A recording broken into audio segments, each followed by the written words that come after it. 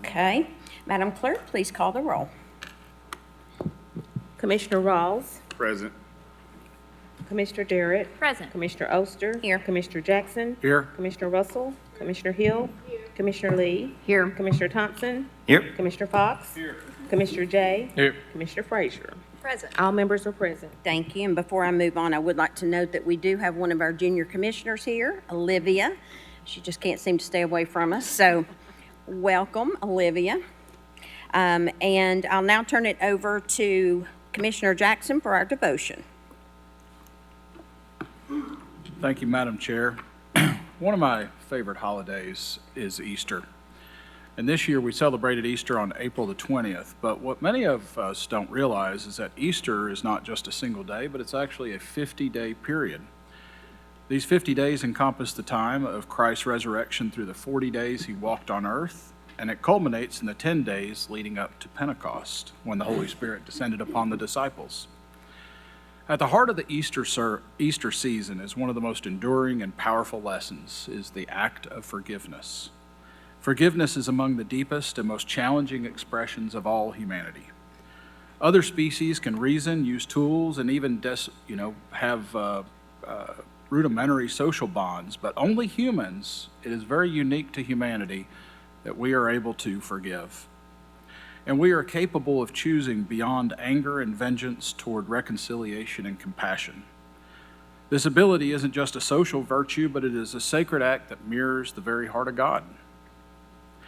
Jesus emphasized this in profound ways. In Matthew 18, when Peter asked him if he must forgive someone who sins against him, Jesus replied, "How may I forgive him? 70 times 7.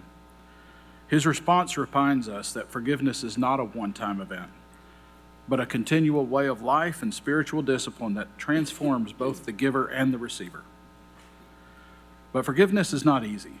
It asks something of us, our pride, our pain, and often our sense of control.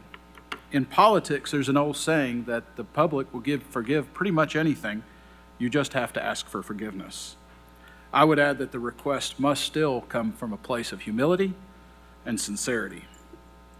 But the act of forgiveness is not unique just to Christianity. In the Jewish tradition, it holds a central place in spiritual life. Yom Kippur is the Day of Atonement, and it centers around reflection, repentance, or return, called the Teshuvah, and the seeking and granting of forgiveness. A powerful teaching from that tradition is this: before one seeks forgiveness from God, one must first seek forgiveness from the people they have wronged. It's a reminder that restoring broken relationships is both a responsibility and a privilege. And forgiveness is not a one-way street. It requires both the offering and the asking. So let us take a moment in prayer, and I'm pulling from the Jewish prayer book, Gates of Repentance, on turning. O God, now is the time for turning. The leaves are beginning to turn from green to red and orange. The birds are beginning to turn and are heading once more toward the south. The animals are beginning to turn toward storing their food for winter. For leaves, birds, and animals, turning comes instinctively. But for us, turning does not come so easily. It takes an act of will for us to make a turn. It means breaking with old habits. It means admitting we have been wrong. It means losing face, starting all over again. And this is always painful. It means saying, I am sorry. It means recognizing that we have the ability to change. These things are terribly hard to do, but unless we turn, we will be trapped forever in yesterday's word. Lord, help us turn from callousness to sensitivity, from hostility to love, from pettiness to purpose, from envy to contentment, from carelessness to discipline, from fear to faith. Turn us around, O Lord, and bring us back toward you. Revive our lives at the beginning and turn us toward each other, Lord. For in isolation there is no life. Amen. Thank you, Commissioner Jackson. That was very nice. I'll now turn it over to Commissioner Jay for the Pledge of Allegiance. If you are able, please stand and render a salute to our flag. I pledge allegiance to the flag of the United States of America and to the republic for which it stands, one nation, under God, indivisible, with liberty and justice for all.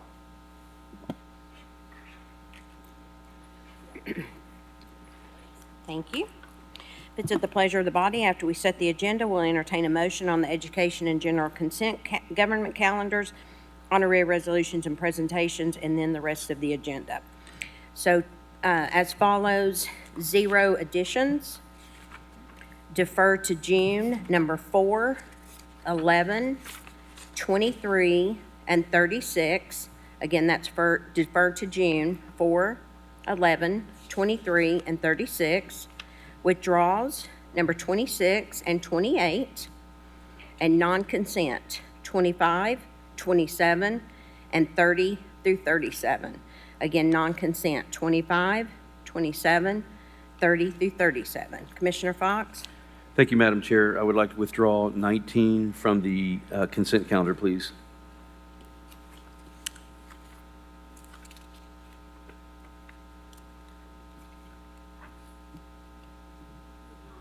Do you mean non-consent?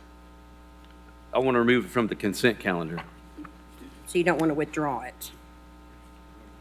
I want to move it to non-consent. Right. Yes, yes, sir. Yes, Madam Chair. Thank you. So non-consent, one more time, is 19, 25, 27, and 30 through 37. Do I have a motion? Second. I have a motion on the floor by Commissioner Jay, a second by Commissioner Frazier. Any discussion? Commissioner Fox? No. All in favor? Aye. All opposed? The ayes have it. I'll now entertain a motion to approve the education and general government consent. Do I have a motion? to approve. Motion to approve by Commissioner Durrett, second by Commissioner Thompson. Any discussion? All in favor? Aye. All opposed? The ayes have it. We have no honorary resolutions, so next item, Madam Clerk.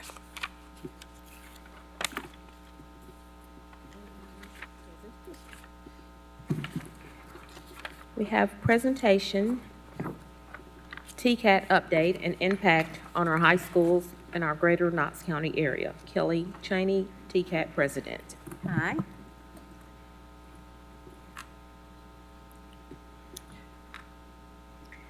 Welcome, Ms. Cheney. If I may, Madam Chair? Yes, you may. Thank you. Thank you so much for coming. This is Kelly Cheney, and she is president of TCAT. She had requested a few minutes just to address us about the educational impact and some of the really exciting things that are happening, especially these last few years within TCAP. So thank you all for being willing to let her speak to us. If you'll hit the, It's the little person icon.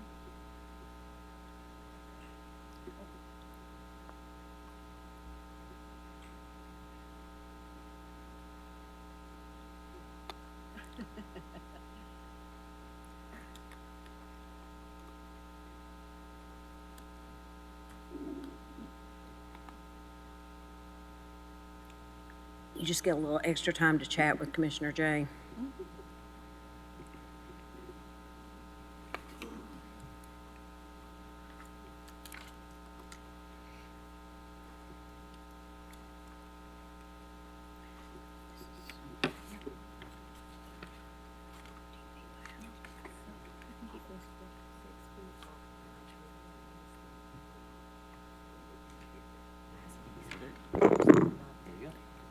Thank you, sir. It is my pleasure to be with you this evening, and Commissioners, thank you for having me. Commissioner Hill, it's a delight to meet you face to face, and my pleasure to represent TCAT Knoxville. So if I get a little excited, just bear with me, but we have lots of good things happening on our campus. TCAT Knoxville is located on Liberty Street, but we have several campuses throughout Knox County and instructional service centers and campuses in surrounding counties. But it doesn't stop there. And most of you know already, we train nurses and welders and electricians. We train surgical technologists, dental assistants, lots of people, 18 programs in the skilled trades. But that's not all that we do. But I'm going to talk to you for just a minute about the building projects we have going on in Knox County and why they are so important to not only increasing our capacity as TCAS, but we are collapsing that wait list so students can get in faster and they're ready to go right out of high school. First of all, on Liberty Street, you may have seen some construction going on. That's where our main campus is located. Our main building is now demolished, and we're getting ready for a brand-new campus that's going to interface with the interstate. So we're excited about that very much. When I challenged our architect firm, what did we want in a new campus and what did we want in a new building, I said, I want the campus on the outside to look as innovative as it is on the inside, and I want it to be its own roaming billboard up and down the interstate. So, and I also challenged them to be 30 years thinking ahead. So we're having some fun designing our new campus. I will promise you that it's already beautiful. The designs are beautiful. A new automotive lab, a new diesel technology lab, lots of new things going on that will change the face of the main campus on Liberty Street. So I'll be excited to show you the pictures as soon as I can and invite you all to come by campus as soon as possible. But our next building project that is really near and dear to opening is our Knox Regional Health Science Education Center in partnership with Roane State Community College. It is located in the western end of the county and on the property of Covenant Health. That is where we will train practical nurses, surgery technicians, dental assistants, everything that you can think of related to allied health. But what is very cool about that project is the ground floor of that brand new campus will function as a simulated hospital. So yes, we can practice triage, we can practice emergency and ambulance entrance, all of that. But our students will have a firsthand experience and what really goes on in the hospital type setting. We're proud to be a partner with Roane State Community College. We are proud of this facility and know that when we put 150 practical nurses in that campus, it's going to be busy. Allied Health is our largest programs next to welding. And my welders will tell you, they will argue that they are the largest program. So we have a great competition going inside our campuses. But I invite you to join us to take a tour of the simulated hospital campus out in West Knoxville. I would love to personally take you, and I'm sure Dr. Whaley would as well. But we're excited about it. Our students are excited about it. We'll be moving in there in January and having our first group of students come through the door, so we're excited about that. So that's two big building projects going on here in Knox County. We're opening another campus in Union County, but I'm not going to dive into that today. I really want to tell you more about all the good things that you may not hear about in TCAT Knoxville and what we do for the community besides technical education. We just wrapped up 2 weeks of something called Remake Learning Days. And it is a 2-week festival across the country that cities, there's like 18 to 20 cities and one international country involved in Remake Learning Days. And we are so proud that TCAT Knoxville is the host for East Tennessee. So TCAT Knoxville is the host. We've been doing this for about 6 years. So we had families with grandparents, aunts, uncles, toddlers, daycare, middle school, elementary school, all on our campuses throughout our service area for a day of hands-on learning. The festival itself lasted 2 whole weeks, so we partnered with public libraries and museums and others to offer that free hands-on learning to spur innovation, entrepreneurship, and just get people thinking about technical education early and families doing things together. So if you have an interest, look up remakelearningdays.org and it'll tell you more about the national movement and how TCAT Knoxville played a role in that. So we're very excited at the work that we do in our community. A couple other things I'd love to tell you about, and then I will get out of your way and let you get on with your meeting. We have a maker space, and I'm going to nudge my friends from Knox County over here in the corner. We partner with Knox County schools all the time to do great things for our community, but we've hosted many Knox County school students in our makerspace, and that is where they can come for free and learn to do, build, and create. That's all technical education is all about, in creating entrepreneurs. But in the makerspace, it is free to the public. You can come inside TCAT Knoxville and learn how to build things. Our students are making the thermal mugs that are so popular. They're doing the engraving on those. They're doing lots of artwork. They're building trophies for a national organization for their conference. So all of that is happening in our makerspace. School districts come to the makerspace, counselors come to the makerspace, teachers come to the makerspace. We've hosted a couple of teacher organizations to come in and do their professional development. I invite all of you to come to TCAT Knoxville and just experience some of that new and different things that we're doing there, along with our regular programming. Our instructors would love to have you stop in anytime. Lastly, our students are performing well out in industry. They're not only performing at the local level, but we have several students who have opted to make their home in Knox County, because once we're here, none of us want to leave, and I'm a testament to that. But they go out of town, maybe, like we've had a student in Texas doing work, and he comes back to Knox County every 4 weeks because his family's here and his children are here. But that's an opportunity for him to come back and share that experience with our students. And then the last thing I would like to tell you about is a student in particular. His name is Scott Mull. He is from here in Knox County in the Strawberry Plains area. Scott is a veteran. He comes to us as a non-traditional student after his military service. We challenge our students to reach out, do more, be a leader, and Scott certainly stepped up to that. He ran for state office in the Skills USA and won that seat. And just recently, he has won the National Skills USA office holder seat. So he is proudly representing the Knoxville and Knox County area at Skills USA Nationals as an officer. He's doing very well. The last thing I will touch on is our heavy equipment operator program. If you know anyone, it is a 10-week program where students can enroll and become trained in heavy equipment operators. And we have employers right here in Knox County willing to hire. That is a great program, and just to prove that, we had a re-entry student come to TCAT Knoxville. He went through our program.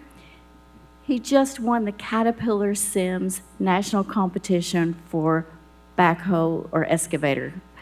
And I'm so excited for him. But he has signed on with a local employer. We're starting an apprenticeship program for that, and that too is a great partnership and a stepping stone for high school right into technical education and employment. I will take any questions you have, but more than anything else, I would love to invite you to come see my campus at TCAT Knoxville anytime. We're under construction, but we'd love to have you. Thank you. Thank you so much. Commissioner Thompson. Thank you, Madam Chair. It's very obvious that you are enthusiastic about what you do. Is it? And thank you. That's greatly appreciated. My nephew is enrolled in the welding class right now. And so I've grilled him a little bit about his curriculum and what Yes, I tell think he's me. only like 3 weeks in. Okay. But talking about the course and the skills that your students are learning, it's not something that they can just pick up a textbook and learn. Exactly. It's something you get through hands-on experience, and unless you've been there, you don't know how to do it. And they need the space to make mistakes and learn and Yes. have the experience and go through that before they're out in the real world and having to do it and getting the technical knowledge, because that's one of the things that I told him. I wish I had learned how to weld, because it is a very technical skill that if you know what you're doing, you can do a really good job. And if you don't, it's a mess. It's a mess. Yes, sir. And so I appreciate what you're doing. And yes, if we could set up a tour of the facility, I would greatly appreciate it. Yeah, we Thank would love to have you, and thank you for mentioning your nephew. Is he at the main campus? I believe so, yes. Okay, all right. I will see him then. I'll see him tomorrow. Okay. Thank you all so much. More question? No, I'll just warn him ahead of time.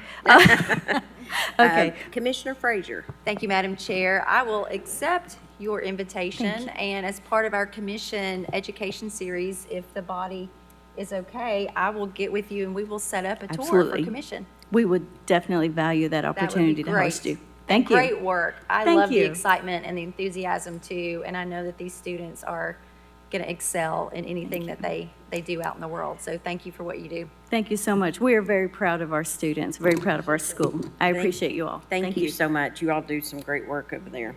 Thank you. Next item, public forum. We have 4 signed up to speak. The first one is Justin Coffer.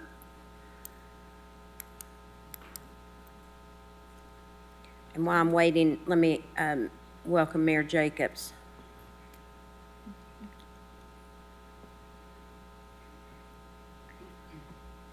Mr. Coffer, if you'll give your name and address to for the record, please. All right, can you all hear me all right? If I get too loud, I can't hear. Ask my wife, she'll tell you I don't hear anything. You are perfect. My name is Justin Kofer. I reside at 7319 Olive Branch Lane, Knoxville, Tennessee, 37931. Reason I'm talking to you is it's about permanently closing the Olive Branch Lane Shod Road connection. It would be detrimental to open that to our community. It would make us just a straight cut through. And we have some beautiful wildlife that's in the area. Kids play outside constantly. And let's be honest, we all know how people drive around here. You know, they don't pay attention. It's also a security issue for us. It allows us to see who's in and out of the neighborhood. We did a vote through both our HOA and with Knox County they sent out, and it was an overwhelming response that out of the 102 homes, over 61 of those voted to keep it permanently closed. And again, it would make us just a straight cut through. And if a person's needing to get from Ball Camp to Shod Road, they just have to drive 30 seconds down the road, and there's roads they can get to hit it. You know, a lot of people think it's about, you know, convenience and all that, but we have an option to maintain and preserve the safety, integrity, and the livability of our subdivision by simply keeping this closed. Mr. Snowden with engineering stated that Knox County is neutral on this, that they're good if it opens or if it closes. But I can tell you the overwhelming majority of the 102 homes there, we want to permanently close this so we do not have to worry about it again open in the past. And I hope you all will consider that, and thank you. Thank you very much. I hope you have a good evening. You do the same. Thanks. The next speaker is L.B. Stanley.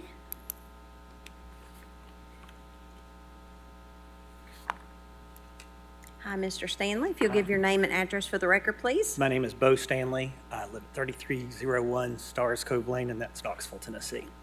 I'm speaking today in favor of keeping our Glen Lake neighborhood entrance/exit to Shod Road at Olive Branch Road closed. My family and I have been residents of Glen Lake since it was first built. It's hard to believe that that was back in 2005. And at the time, it was built with one entrance point. In 2008, when the original section of Shod Road, well, I shouldn't say the original, that's the other one, but when the revised original Shod Road of this phase was under construction, our neighborhood learned that the county, and during the construction process, had plans to add an additional entrance to our neighborhood off of Shod Road.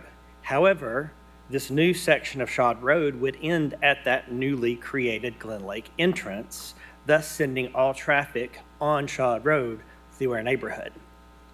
At the time, we met with Mr. Snowden, and needless to say, our residents voted to keep that entrance closed. So we've only had one entrance the entire time, even though when the construction of that section, the initial one, was done, we voted to keep it closed.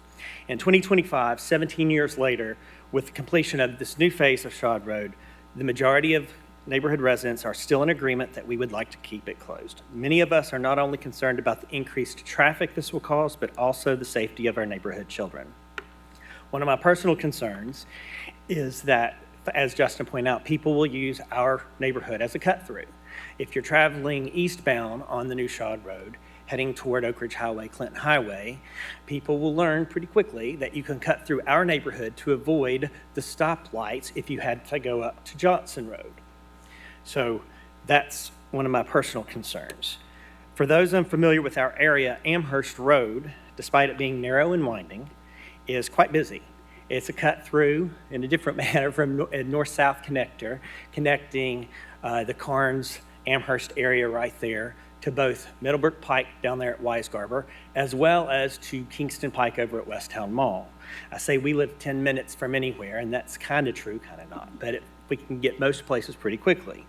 Additionally, our neighborhood pond, as Justin pointed out, has an abundance of wildlife. It's not uncommon for there to be anywhere between 50 and 100 ducks at any given time. Now, I know that's a lot. It's a lot for us sometimes. However, our residents, we as residents have become accustomed to them. We've become accustomed to stopping and giving them the right of way and waiting for them to cross the street. I have to admit, I'm not always patient with that myself, but I still have learned to do it. I suspect that cut-through traffic will neither be as accommodating nor patient, and to be quite honest, none of us want to have to deal with the aftermath of that. I humbly ask that you honor our neighborhood's vote to keep Shad Road entrance to Olive Branch closed. Thank you. Thank you, Mr. Stanley. Next speaker is Joy Harvey. Ms. Harvey, if you'll give your name and address for the record, please. Sure will. Joy Harvey, 7311 Olive Branch Lane. And my family and I made that house our residence, our home, since 2013. One of, my speakers before me, we fell in love with the area because of the pond, the ecosystem. I live on the pond, so every day I have all kinds of ducks and turtles, with baby turtles, which are really cool. I really enjoy the family atmosphere and the family-friendly neighborhood that I'm a part of. A lot of that has to do with the fact that we know there's children in the neighborhood, and we take and look out for one another. And, we always have children up and down the streets, especially since Olive Branch extends most of our neighborhood. We also know that we do have to stop for the ducks with their babies that walk across. And we take care of that. We have some very caring residents. When there's a duck that's injured, they actually take it to a vet. We have a very encompassing love for our wildlife. And with that, I would say that I noted that one of the additional streets down from us, Lobetti, has been posted to potentially be closing. Another crossroad across from Shad to Ball Camp. And with that, it actually increases where are people going to go to. And I don't want to be that road that's traveled through. I'm right on 7-3. We're right on the main interface there. I am in definite support of keeping that permanently closed. I do not want to see our neighborhood become a pass-through. I want it to remain a lovely area to bring your children up and to let them walk around the pond with safety and not have to worry about who's going to be speeding through. So I came down here. Thank you all for your time. I've enjoyed the proceedings here. My first time in a committee meeting. But I do hope that you take in consideration that our neighborhood has, we had the largest turnout of any of our HOA meetings to express our desire for this to be a permanent closure. So I thank you for your time. Thank you. And last speaker, I don't have a last name, but I have Justin. Oh, okay, perfect. All right, good deal. Well, thank you all very much for coming.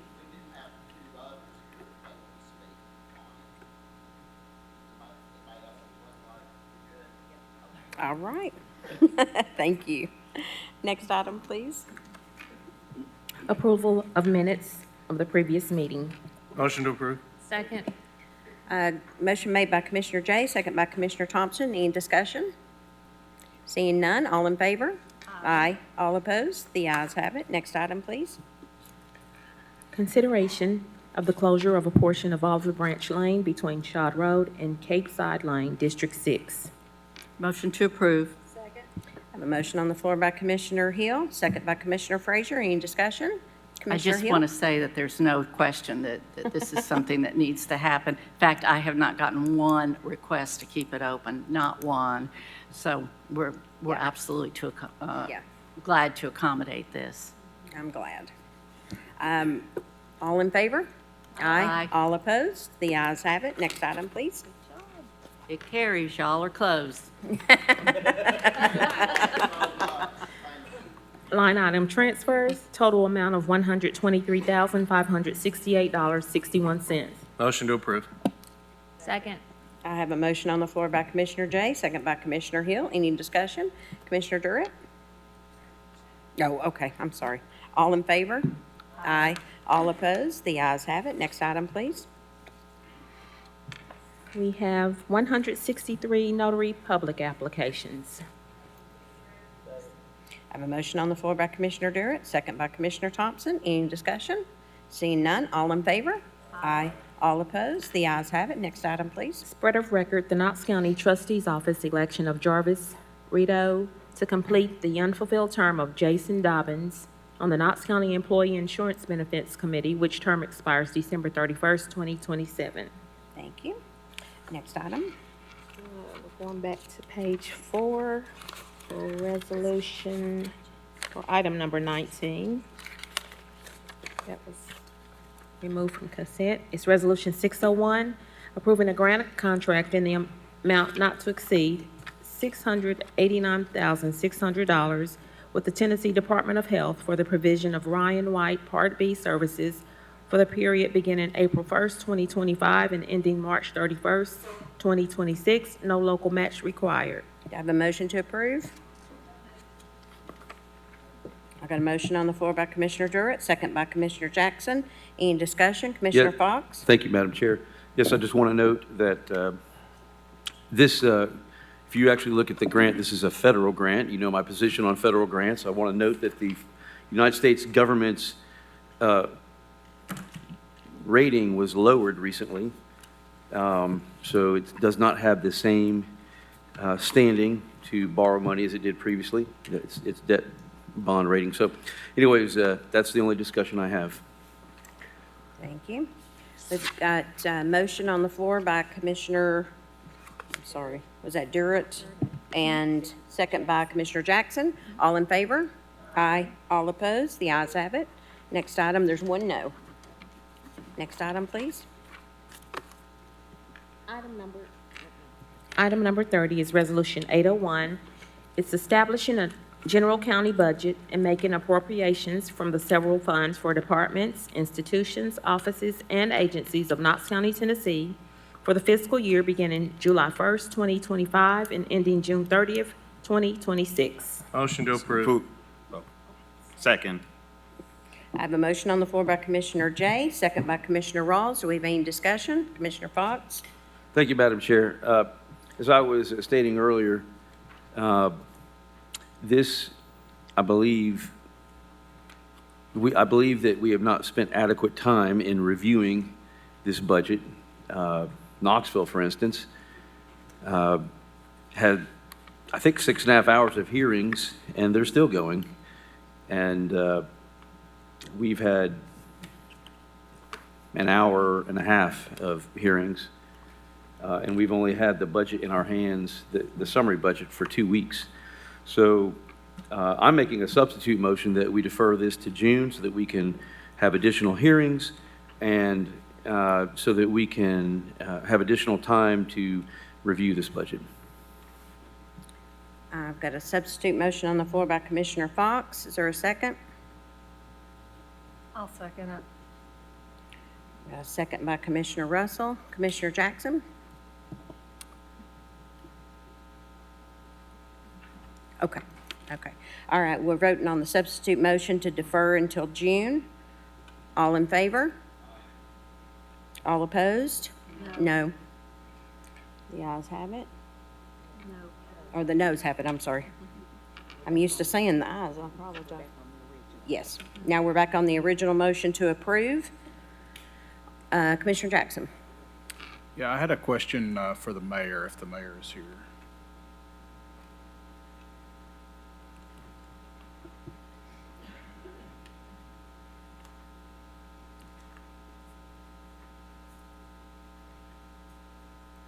Thank you, Mr. Mayor. I'll be brief. I wanted to just ask a question about the article that was in the newspaper this morning regarding the increase in cost and employment that is for our trustees' office. And I have here that since June of '22, the personnel budget has increased $453,000. And I understand that this increase is a constitutional office. But I did a little bit of research, and I found that, we have 40 budgeted positions in Knox County for the trustee's office. We don't really have an apples and apples comparison between Knox County and another county, but the closest two counties to us would be Rutherford County and Hamilton County, and they each have 17 and 14 employees.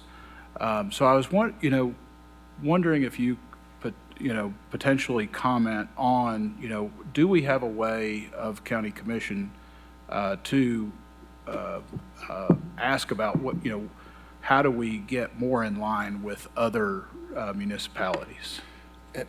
Commissioner, yes, as you point out, it is a constitutional office. So I think that our finance director would tell you that we just look at their budget as far as, since it's a fee office, money comes in, money goes out. Do they have enough to cover that?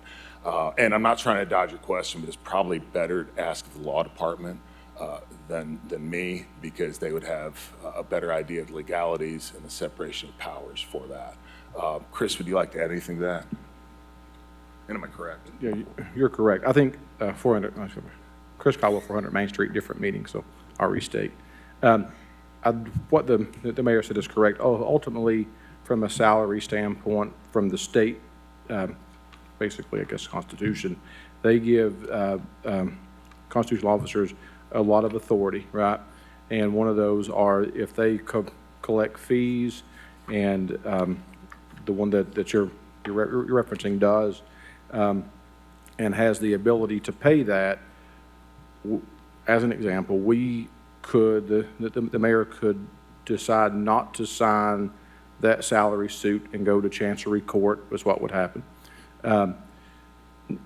Historically speaking, across the state, the chancellors always rule with the constitutional officer when they have the ability to pay and to set those salaries, because they view them as being elected and knowing best how to run their office. That's my opinion. I think I'll defer to Mr. Moyers. I think that's what we think would happen in that situation. Mr. Caldwell sums it up pretty well. The state law gives the fee officers the ability to pay the salaries that they feel that they need out of the funds that they generate. So they're not taking funds from the general fund for that purpose. They're essentially filing a petition to the Chancery Court. It gets served on the mayor. The mayor has the ability to accept it or reject it. If you reject it, then it goes to litigation. And I concur with Director Caldwell. The judges tend to give a great deal of leeway to these offices because they're elected to run their offices, and they're presumed to be the ones that know best. So they're very difficult cases to win, and that's why we don't have them very often, frankly.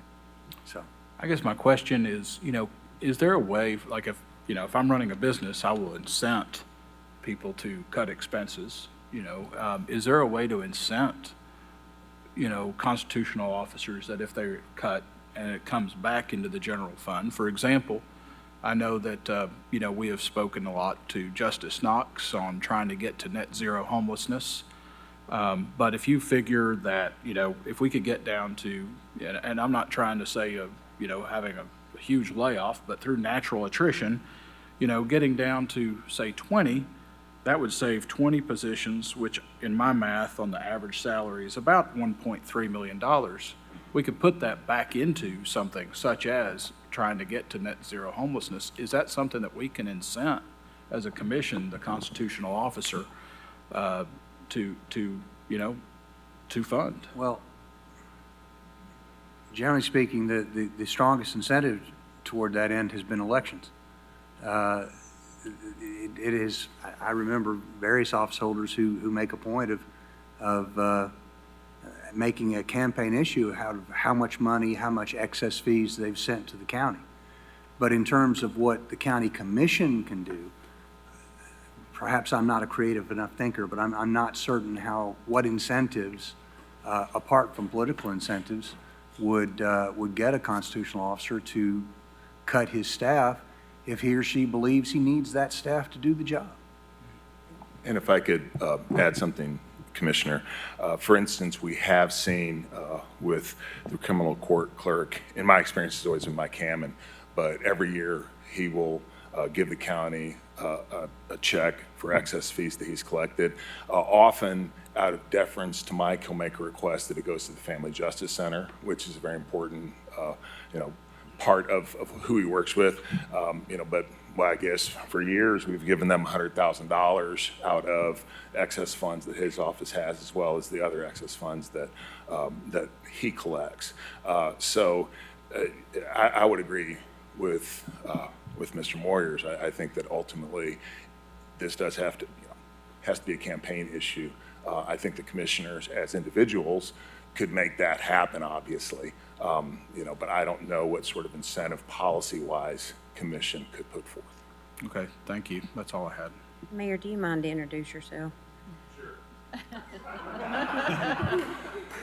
Sorry, I always hate to do that, but. Yeah. I'm sorry, I didn't even hear you. I'm sorry. Just your name and. Oh, I'm so sorry. I'm Glenn Jacobs. Sorry. Glenn Jacobs, Knox County Commissioner, 400 Main Street, Knoxville, Tennessee. My apologies, Madam Chair. Thank you. Thank you. Commissioner Jay? Thank you, Madam Chair. Commissioner Jackson, I think you're on the right track, but I've also asked these questions, most in sort of direct on the spending. As I went through some of the data and information, I look at one line item as sort of the litmus test for the tax collector. How much have you collected? What are your total receipts that have come in, and are they better or worse than your predecessor? And so when I look at the collections in 2022, that was the last the last audited fiscal year of the previous trustee, Mr. Schaus. It was total collections, $2,447,977,946, and the last fiscal year audited 2024 under this trustee, $2,716,609,853, essentially 10% more in collections over a 2-year period. But the staff, as it's reported, has gone up by 25%. So to me, if you have 25% more staff, then you certainly ought to be collecting well above 25% more in your collections, and obviously it's upside down. So you're on the right track, and I think these are the questions that we should ask as commissioners. But certainly, as we've all talked to the law department, it ultimately comes down to the voters to decide if somebody's done a good job or not on an independently elected fee office, and that's ultimately where it's going to lie. So. Thank you. Commissioner Fox? Thank you, Madam Chair. I have a few additional questions as well. I have some questions for the Sheriff's Department, actually.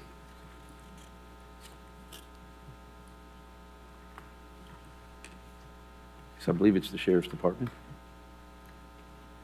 Maybe Director Caldwell as well. In looking at...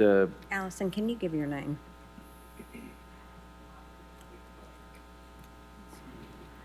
Allison Rogers, Knox County Sheriff's Office. Thank you, Ms. Rogers. I have questions. Just if you look at some of the fund expenditures, we have actual 2024 expenditures and then nothing this year and nothing projected for next year, like victims' rights, senior awareness, vice, theft, organized retail crime. And I'm just wondering if like those programs are rolled into other line items.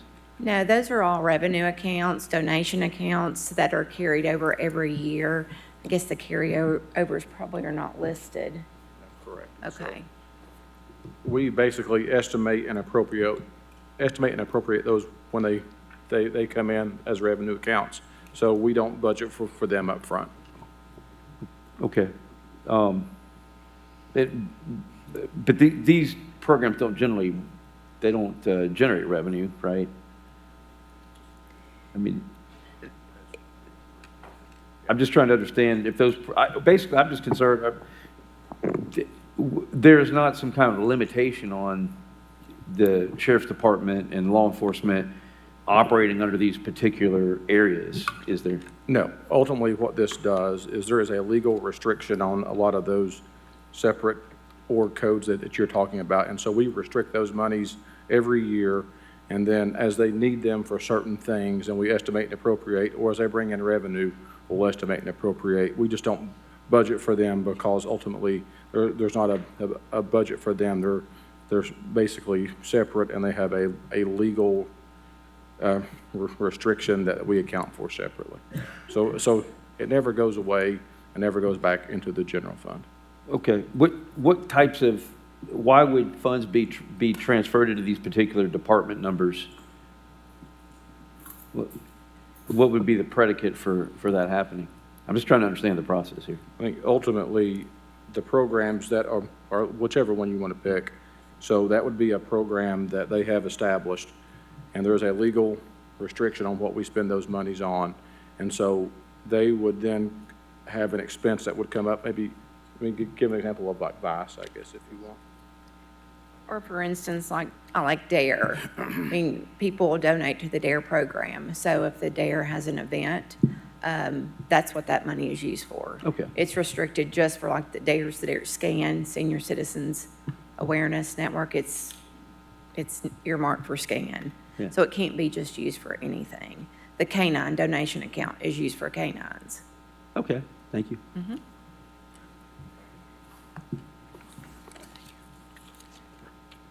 And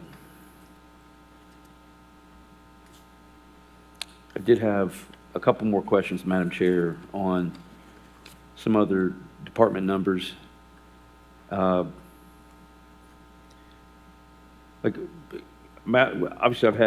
I've been introduced to CAC, and we have a $2 million expenditure. I'm just trying to get my arms around what all these different, it seems like a lot of different programs get placed into this particular department number. So I'm asking for maybe a summary of all the different programs that go into CAC. Yeah, so CAC, and like, as an example, the indigent assistance are for Knox County residents only.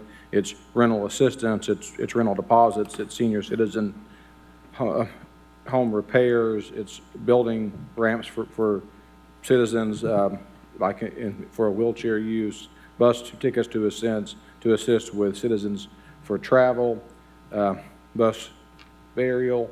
So, I mean, that is pauper burial. And then other things that CAC would do for us is anything dealing with seniors that are low income. They do a lot, of course, with mobile meals. They do just like a litany of programs that they do. Go ahead, Kim. If I may interject, I sit on the board for CAC representing Knox County Commission, and I like to tell people, I explain to people, the Community Action Committee, they provide programs and services from 0 to 99 for our constituents. Things like food resources, they have a community farm, they provide Head Start programs, home repair and weatherization. They have the Office on Aging, social services, transportation, utility assistance, and they also provide tax preparation. So that is why you see it all kind of bundled into one organization, because the scope and breadth of services and programs they provide is very wide and deep. And again, they service our constituents ages 0 to 99 plus. So you've got kind of everything under one umbrella. So I can understand why you would question, why is all of this going to one? But they offer so many programs and services. Well, and I guess, I mean, I'd like to understand, this is an issue with Visit Knoxville. I want to make sure that we are not funding advocacy groups, because Visit Knoxville is funding advocacy groups with its funds. And that's where I'm really trying to get with some of these programs, is finding out, is Knox County using tax dollars and giving them to nonprofits who are then giving them to numerous other nonprofits who are using the money to advocate. I don't think that we should be using Knox County tax dollars to give to advocacy organizations like Knox Pride, for instance. Visit Knoxville gives money to Knox Pride. Not our money. And I don't think that, It's a city. Not our funding. what? Not No. our funding. No, I'm that's the sorry? city. Not funding. air funding. Air Not- funding does not go for that through Visit Knoxville. We've been over this again and again. Air funding for Visit Knoxville does not go to Knox Pride. Okay, Simple as that. Yeah. okay. It's the same as Visit Knoxville also. The city mayor, we Correct. discussed that. The city mayor wanted to donate $1,000 to the Pride Parade. The county, however, did not. County is not responsible for that. I think that's been said extremely, so many times. Correct. And it's the same exact thing with the Knoxville Pride or anything else. The county doesn't give to those programs. Our programs are earmarked for the program that we are sponsoring, and none of that is for that. Okay, but I'm glad we're having this conversation, because the problem is, if a certain amount of funding goes to an organization and they just put it in one pocket and not the other, you're still enabling that organization to fund the other program. Like if it doesn't have that money at all, then it can't use other funding to provide to, an advocacy organization. So, I mean, that's money is fungible, and so if you're giving, and that's an issue I have with United Way. If you want to give money to United Way, they don't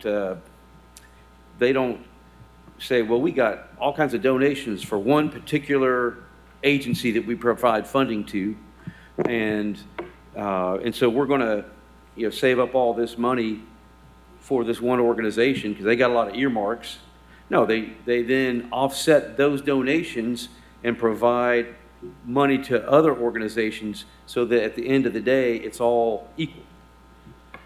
And so on the one hand, it makes sense what you're saying. On the other hand, you are in effect subsidizing donations for other organizations. And that's my problem with that explanation. Now, I'd love to hear somebody say to me, oh, no, you don't need to worry about that, because if we didn't give money to Visit Knoxville in this amount, that would just mean lower revenue for some of these agencies that shouldn't be receiving county funds, okay? So that's my issue. Now, do you have an explanation? Do you all have an explanation? Yeah, I think what I would say to you is simply this. Visit Knoxville is our tourism bureau. That's what we tax them to do, is bring in tourism. We give them 40% of hotel, motel tax dollars, and their number one goal is to promote tourism. And we judge them on that based on the conventions and things that they bring in. And then we also judge them on the amount of hotel, motel tax dollars that come in. I think if you ask the mayor, if you ask us, they have been highly successful in what they do, and we are happy with what they have done with our 40% of hotel motel tax. Is $4.8 million 40% of the hotel motel tax? It is for what is budgeted for at $12 million. They get 40% of collections. And so if it goes over that, then we settle up with them at the end. If it's under that, then they have to pay us back. But ultimately, on the budget, it's 40% of $12 million. Do we have a breakdown anywhere of what that $4.8 million We is? get quarterly reports. We have monthly meetings with Visit Knoxville. The mayor has probably weekly discussions with Kim Bumpus. We know exactly what that funding goes for. Right. Now, some of it does go towards like the Tennessee Theater operating budget. Is that right? I don't think their money goes for that. and Bijou operating. I don't think it goes for that. It goes for the direct promotion of tourism. Okay. Okay, that Commissioner was Fox, my, I'm going to open this up further. I got a lot of commissioners that want to speak, and we can go back around to you, but Okay. I don't Thank think you, it's Madam fair to monopolize all of it. Commissioner Russell? Thank you, Madam Chair. First of all, like I said in the hearing meeting earlier, I do want to compliment Mayor Jacobs very much on the fact that he has kept his word in keeping the property taxes from increasing. And in this time period when so many people do not keep their word, that is something to be highly commended. So I wanted to start out by saying that, and that I truly admire that. I also am going to make a couple of, I hope, friendly amendments to the budget. Should I do that now, or do you want to wait? We've already passed this one. If you want to wait until the next one, you can do that. But we've already voted. We've not voted. We've got just the motion and the second. Okay, back to the original. Okay, I'm sorry. Yeah, Do you would you want like to- to hear the other comments first from the other commissioners? I'm ready to, I think I'm ready to make the motion for the amendments, or I can wait, whichever is. If you would wait, I mean, everybody's waited so long to be able to say something. I think Okay. it's probably better to do that. I will say, just so that you guys will understand where I'm coming from, when I do make the motions for the amendments, I'm going to make one that I would like to remove the county commission discretionary funding of $55,000 from page 14, primarily because I think we need to be watching expenses, and I think it's up to us to set the example. That is something that we have the ability to give to anyone, and none of us has really any control over that. And I don't think the taxpayers should just have to pay for who we decide to donate to. If I want to give someone $5,000, I'll do it out of my own pocket. I will also be making a friendly amendment motion for removing the county projects of $8 million on page 41. That is for park lots. That is a great thing, but I don't think that that's a necessity. And if we had a surplus, that would be great, but we don't. And I would like that money to be applied. Can you repeat that, please? Can you repeat that? Yes. Page 41 on the proposed budget? Yes, page 41 on the proposed budget, I will be recommending or making the motion to remove the countywide projects of $8 million. That is for park lights, and I would want those savings, that $8 million, to be applied toward debt. I will also be making a motion. Can I speak to that one, please? That's not on the budget, that's on the capital plan, so that's a separate resolution. And so that shouldn't be a part of this. Thank Okay. you. I can make that one, we do that one then. I will also be making a motion to reduce the school funding to the minimum required by Tennessee state law.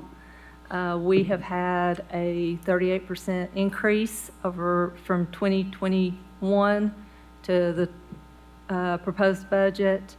38% while enrollment has not increased, yet so many of the other departments have kept their funding low, but they're servicing more population. Knox County's population has grown, so we're expecting the police department, public safety, to serve more people, but their budget's only gone up 30% during that time.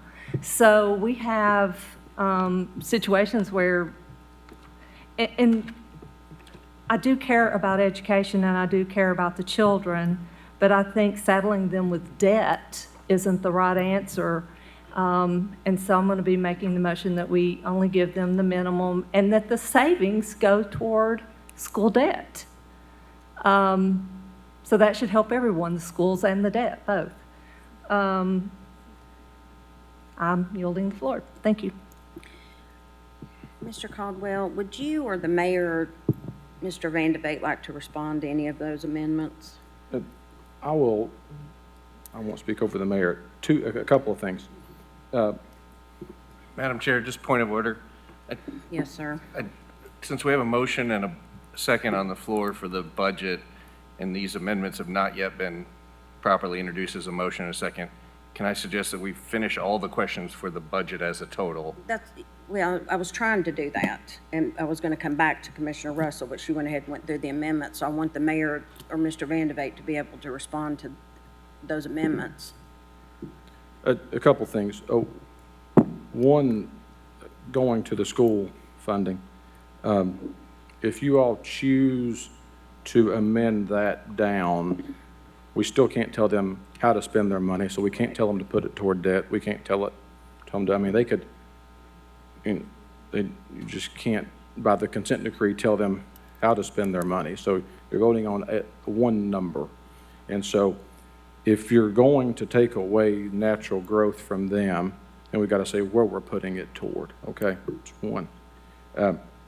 Two, you all can decide yourselves on commission discretionary spending. I think we're fine with it being in there, but that's a question for you all. I don't want to speak for the mayor. He can speak for himself, but I think the proposed budget that the mayor presented, he is comfortable with. I don't think we are looking for friendly amendments or to change it. I think we would prefer to keep it the same. And he's sitting behind me, so he can speak. And if I'm wrong, I can probably find a job, so I'll let him speak.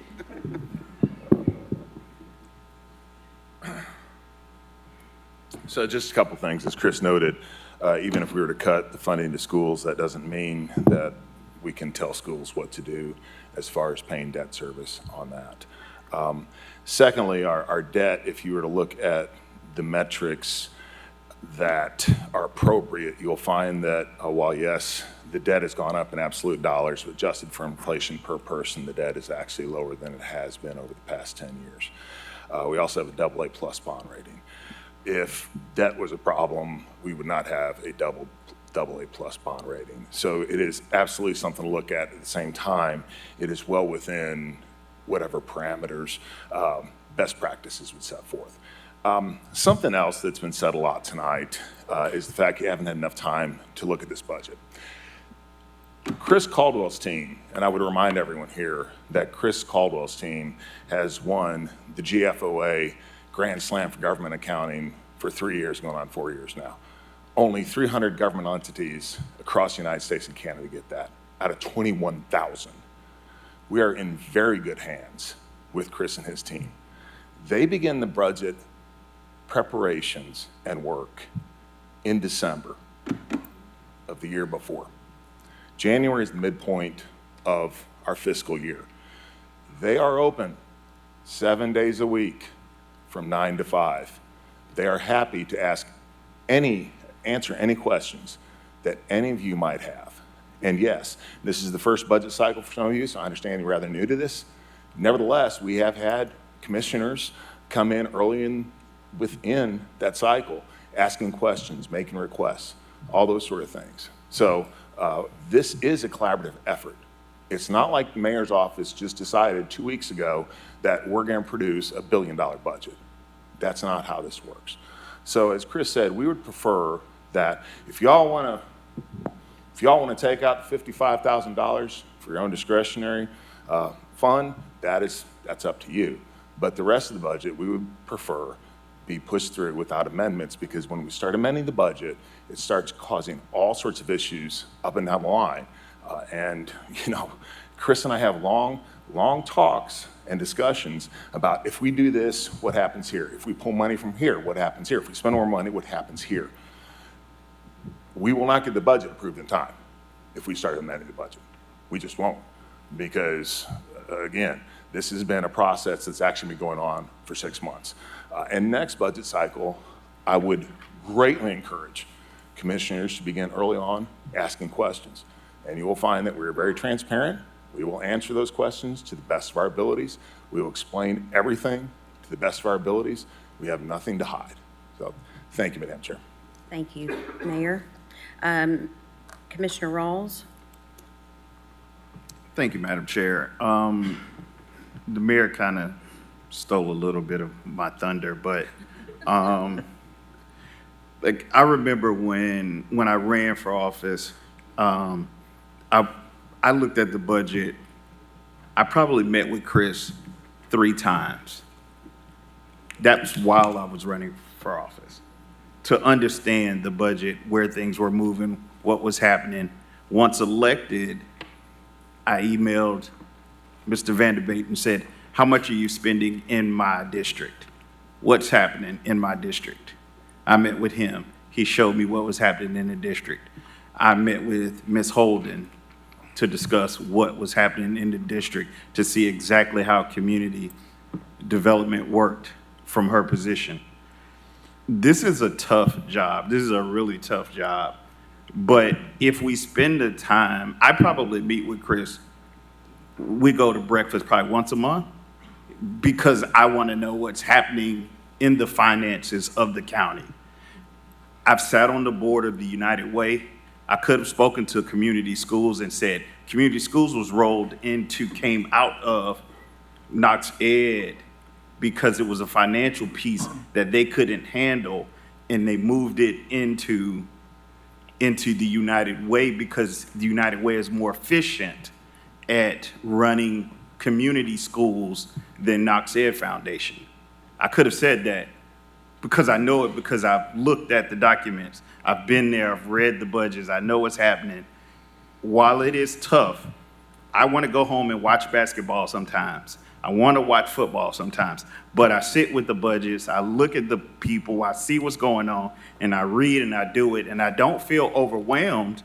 I feel prepared when I come here. I feel prepared because I spend the time. And I think this isn't, while this is fast moving, this isn't coming at us at a space that we don't know.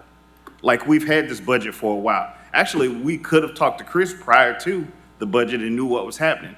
I'm on the retirement committee. Hey, what's UOP? How does that work? How does blah, blah, blah, blah, blah? We've got to spend the time. And so the state gave United Way $20 million a couple of years ago. They gave them that money because the state wasn't great at managing TANF funds. So they said, United Way of Knoxville, you guys are a fantastic manager of funds. Here's this money to help move people from poverty to sustainability. That's fantastic. United Way is doing great work. The proposed budget is solid. It looks great. I don't know what this significant miss in spending is. I mean, there isn't a spending problem in the county. The county is doing a great job. Our discretionary funds, I have $5,000 in my discretionary fund. I'm gonna give that to the people that need it in my district if they ask me for it. And what I mean by ask me for it is one of the schools in my area said, hey, we have a ragged flag. Okay, I'll get you guys a new flag, right? So that's what that money is for. That $5,000 didn't come to me. I don't know what I would do with the $5,000. I might buy me a suit or something, but my point is that I want to do good things for my district with that $5,000. Again, this stuff is tough, and I don't mean to sound like a teacher and a preacher up here, but we've got to spend the time doing the work. And every department head in the mayor's office will meet with you, talk with you, show you how things work. And if you think that they're hiding something or doing something nefarious, then call them to the carpet there. But I don't think this is a place that we can figure out what all 800 nonprofits in our city do it just doesn't make any sense to keep going down this road. We've got a proposed budget in front of us. It's solid. And my recommendations is that we just kind of move forward. We're killing a lot of time just saying nothing. Thank you, Commissioner Rawls. Commissioner Thompson? Thank you, Madam Chair. I just kind of wanted to echo and I guess maybe piggyback on what Commissioner Frazier said about CAC. And I appreciated the open house that they held for us to open their doors. And I had a lot of questions. I wasn't very familiar with CAC, although my grandparents had benefited from mobile meals, which was very beneficial for them. I mean, out in the district when they wanted to stay home and she didn't cook anymore, it was very beneficial. But I didn't know beyond that what all they did, from job training and recruitment to Head Start, and a lot of things. But when she and I don't remember what the significance of the pie chart was, but I remember a huge part of their budget was grant funding, and I asked, knowing that we were going through a presidential election and not knowing what the future held, what would their future look like without grant funding? And they said it'd be very, very bleak because a lot of their staff, and of course we've seen it with recently with some of their programs were cut, and so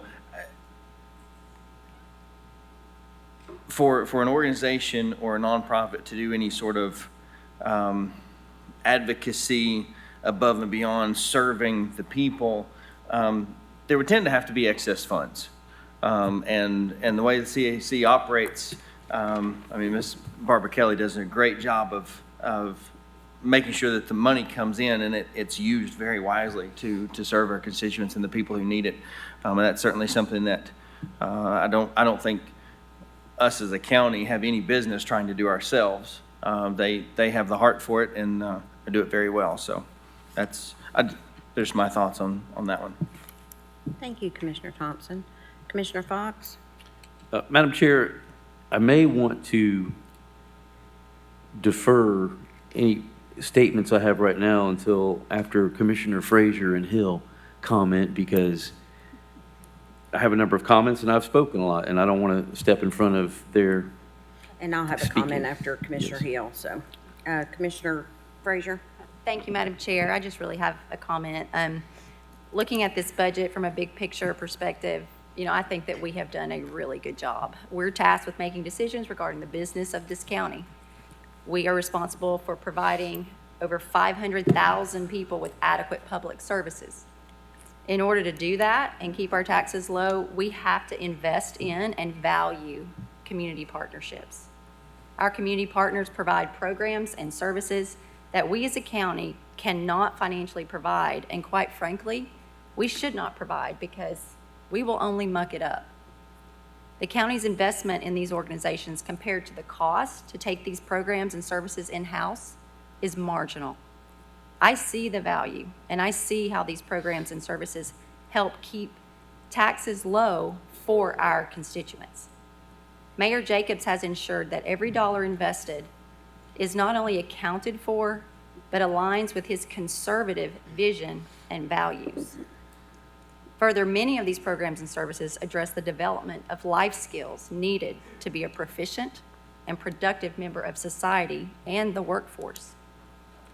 So I want to thank Mayor Jacobs, and I want to thank his staff for making yourself available and spending so much time with me, answering so many questions, having far-fetched discussions, and really just listening and spending time with me and providing any information, any data, any research, even if they didn't have it, they did it, and they provided it to me. And I want to thank you. I think this budget is solid. Thank you. Commissioner Hill? I appreciate that. And I'm assuming since comments were made on these amendments, even though we got out of whack, may I go ahead? Thank you. I would like to start out with addressing the discretionary fund that we all have. I would just like to say that no commissioner has to take that money.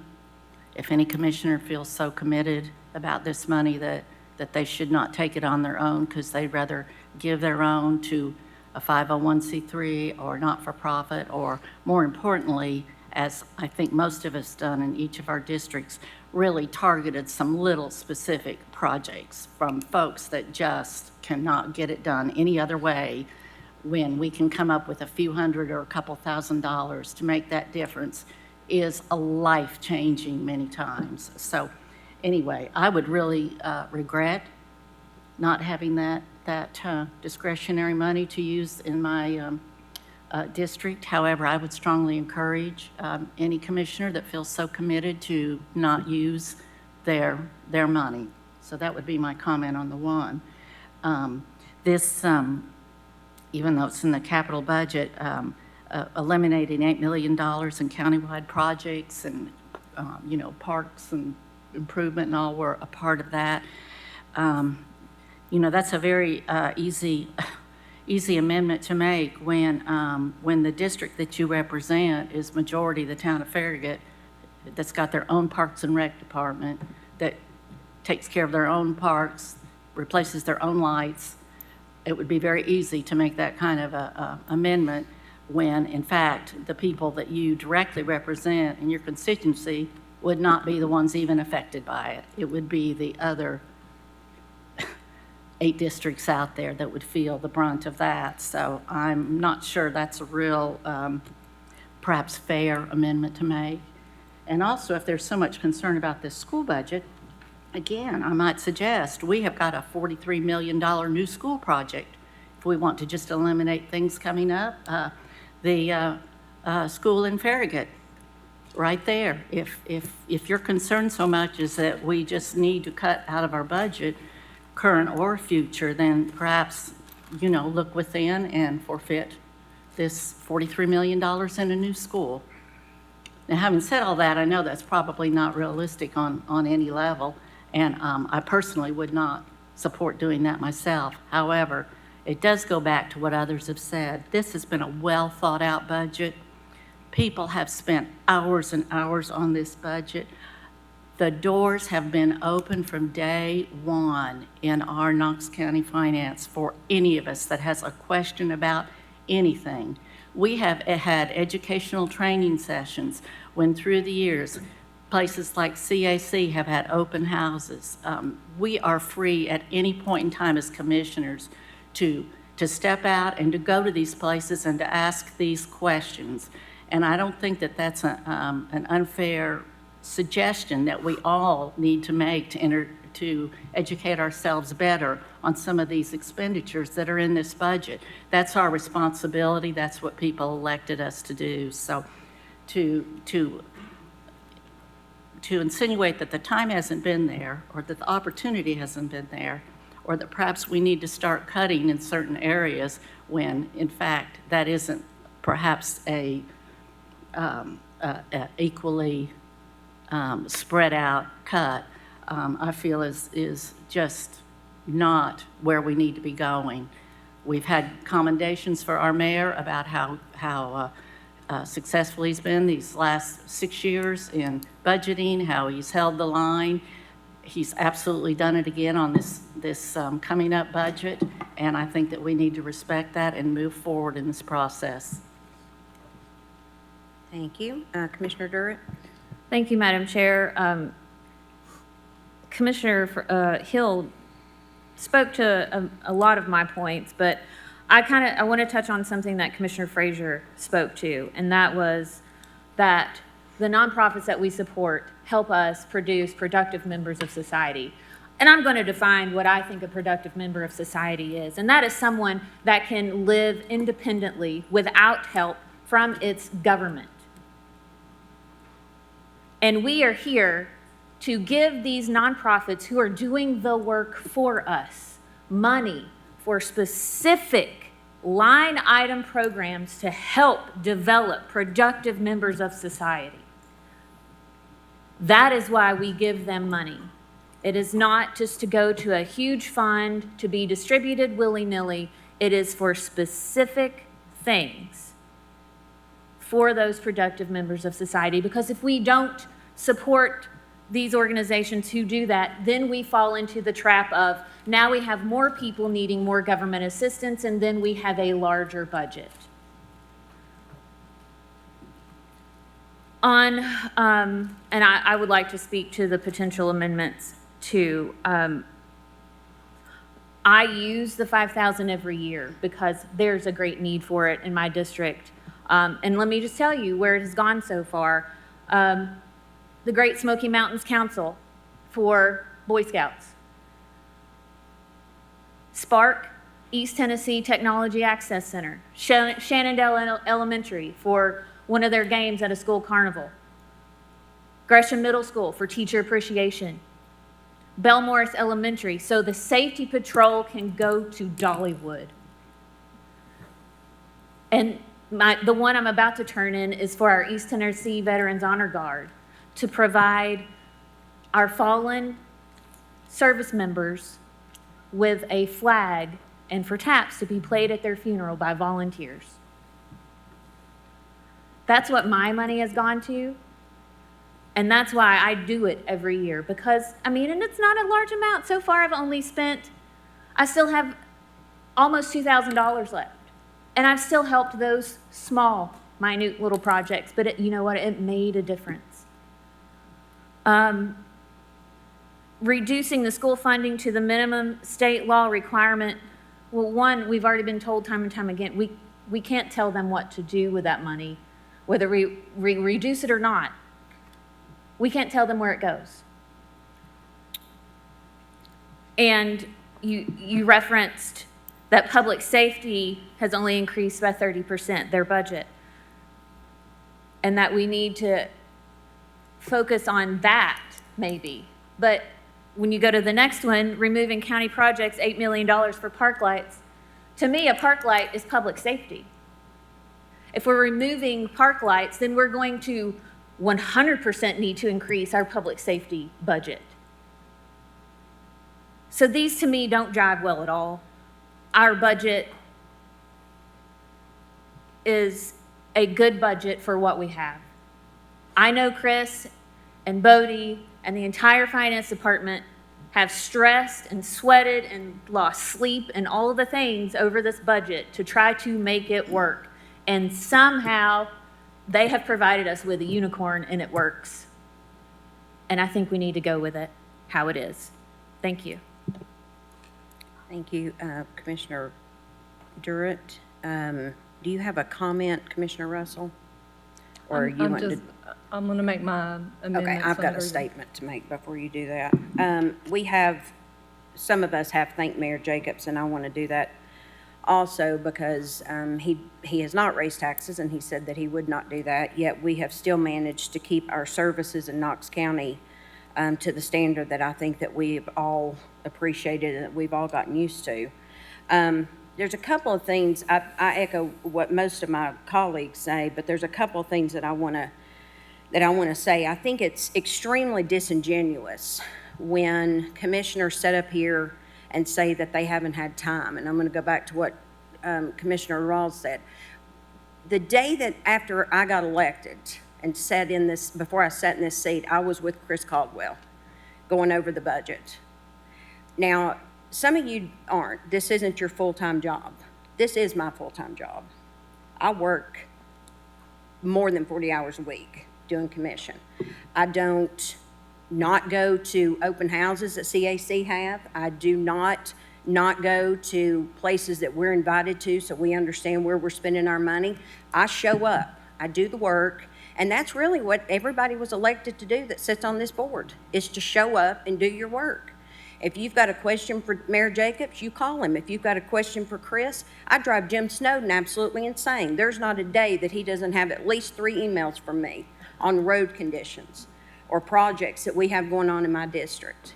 So to sit up here and say that we don't have time to do it, I think for the public and for anybody who gets on social media, that's disingenuous, because it can start every September, and when everybody got elected, that's your job. That's what you were elected to do. On the $55,000 discretionary fund, I wouldn't give that up, and I wouldn't give it up because I give it to my schools. I bought band outfits for Cedar Bluff Middle School. Now, some people in some districts may not have school issues, and people may not have to have money given to them, and that's fine. But I'm going to continue to do that, to give to East Tennessee Children's Hospital for a brain cancer fund for kids and parents who can't afford to pay for this stuff. I was elected to do my job, and my people respect, and they also trust that I'm not going to mismanage $5,000 that was given to me. So, you know, if you want to give that up, you're more than welcome to give that up.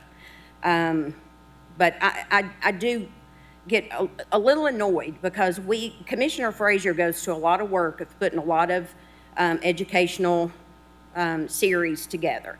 I have gone to a lot of work and a lot of times don't hear from commissioners to let me know they're not even going to show up to an event that I have planned for Interfaith Clinic, for you all to know what they do, and for CAC to know what they do, and for the commissioners that showed up, I appreciate that.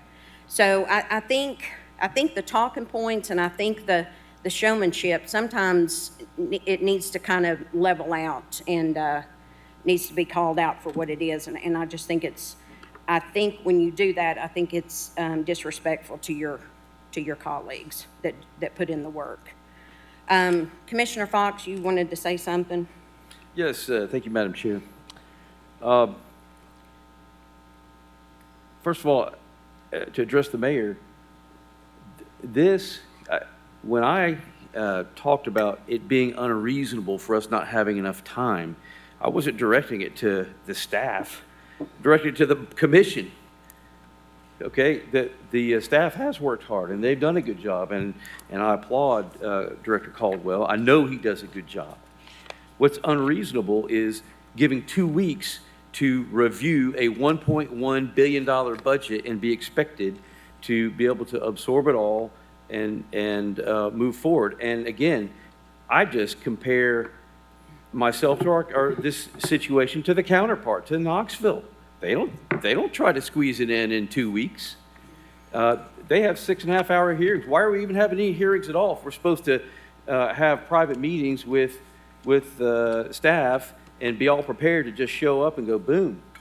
Why are we having a public hearing? Knoxville obviously thinks it's important to have a public hearing because it's not just us, it's the public. The public needs to understand what's going on. They don't get to meet with staff and understand all these things. And I suppose Knoxville understands that because they've had Vice Mayor Tommy Smith, I believe, had 6.5 hours of meetings recently. And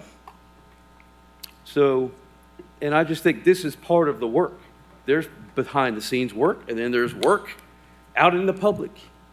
So that's what I have to say about this process. Commissioner Fox, can I ask you a question quickly? Yeah. On that point, at any time, did you reach out to finance or potentially to the chair or vice chair and request maybe another publicly noticed commission meeting or workshop? Like I plan a lot and organize a lot for this body. I just got done moving to delay this for 30 days so that we can have another hearing. And in fact, we don't have to do this today. The budget is not, the deadline is not till June 30. And actually, if you look at the code, if we didn't vote on a budget, it would just keep on going like the previous fiscal year. So there's no like catastrophe if the budget's not voted on. But we don't have to have this done until June 30. And I note that Commissioner Hill last meeting said, when we vote on this budget in June, so I suspect that it's not uncommon for the commission to vote on budgets in June and not 2 weeks after they've been submitted. I may go do research on that, but you all could perhaps weigh in on that. So I just don't see what all the rush is and why we can't have more hearings. And, you know, and I just want to go back and again talk about the nonprofits not being here.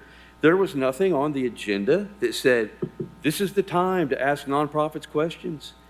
There was nothing on the commissioner form that said, this is the time to ask nonprofits questions.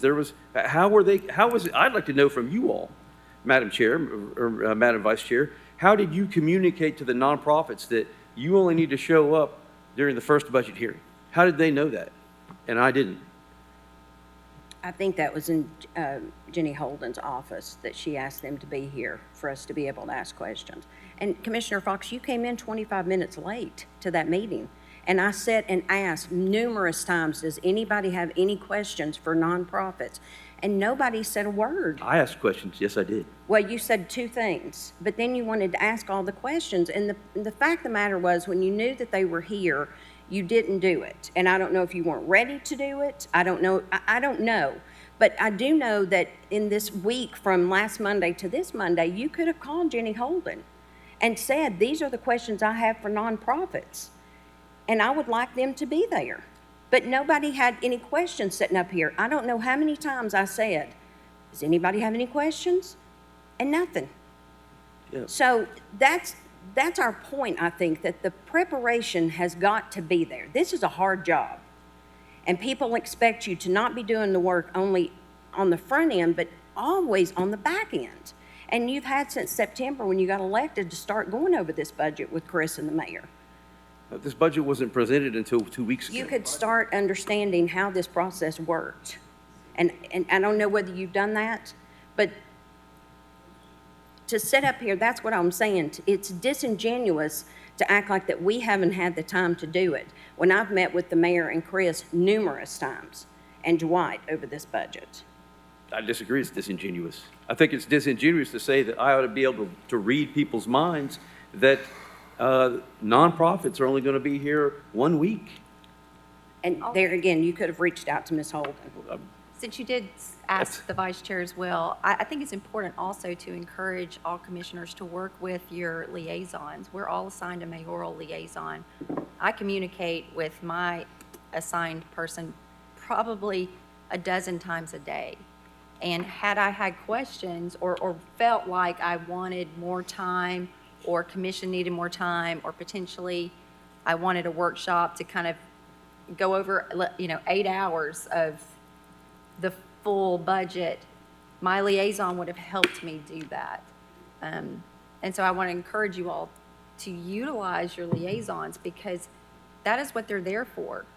They support us. They help answer our questions. They help bring other departments together. They will reach out to departments on our behalf.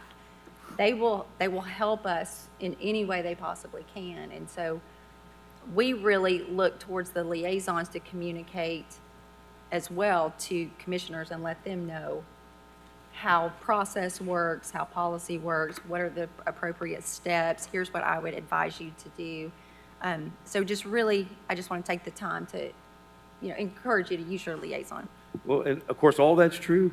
But again, I point to other governments in the same position, and they don't think anything of having lots of public hearings, lots of long public hearings on a budget. So I must not be that far outside of the norm to think that is part of the job. And well,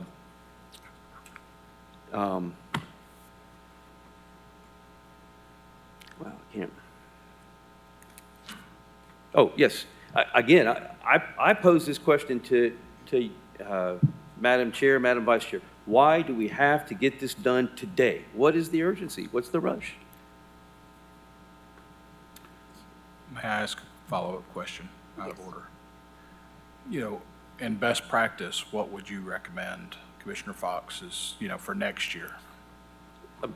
I'm sorry, Commissioner Jackson. What kind of process would you recommend for next year to, provide enough time?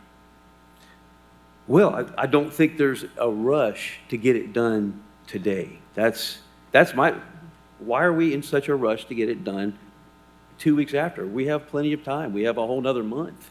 I think, Commissioner Fox, to answer your question, just from my perspective, I don't think that we had been given any indication from any of the commissioners that more time was needed. Even when speaking with our liaisons and the departments, the department heads and the director of finance, and there was no indication to me as vice chair, I don't believe to Madam Chair as well, that there was an indication or a desire for more time. Had there been that, I think we could have accommodated, but there was no indication that more time was needed. So, but that doesn't answer the question, why do we have to get done today? Because, and by the way, I point out, we're not supposed to talk amongst ourselves and be like, hey, I need more time. We're supposed to do all this out in the public, okay? So now you hear from me, I want more time. And why is that a problem? I still haven't heard why it's a problem for us to have an additional month to review and consider when the deadline is June 30. Commissioner Jay? Thank you, Madam Chair. I'll answer the question, Commissioner Fox. You made a substitute motion to ask that very question, and this body voted and said no. That's why. Because we respect our mayor, and we respect our finance department, and we respect every one of these people that have worked their butt off since January, starting this budget, going to the meetings, working internally, and going to all the things that we have set up, all of us collectively have set up to prepare for this day.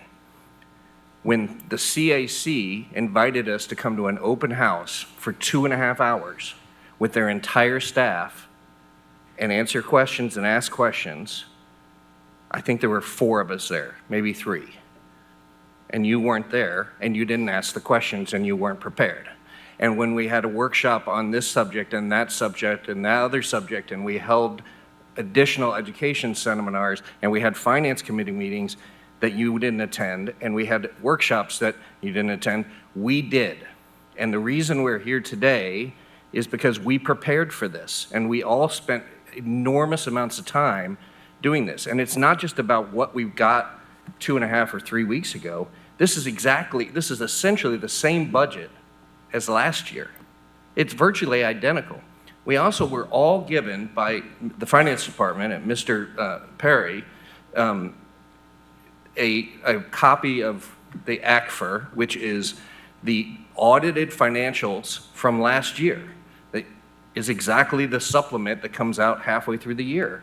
And so the reason we're here and the reason that your colleagues said we don't want an additional month is because we're ready and prepared to vote on things that help support the commission. And we also don't want to add more work to this team that has killed themselves. And I know for an absolute fact, as I asked during the break, I asked the health department, did the people that are questioning you about things ever reach out and come and ask to tour the health department, meet the team, ask for the budget, go through any of these questions in advance of today?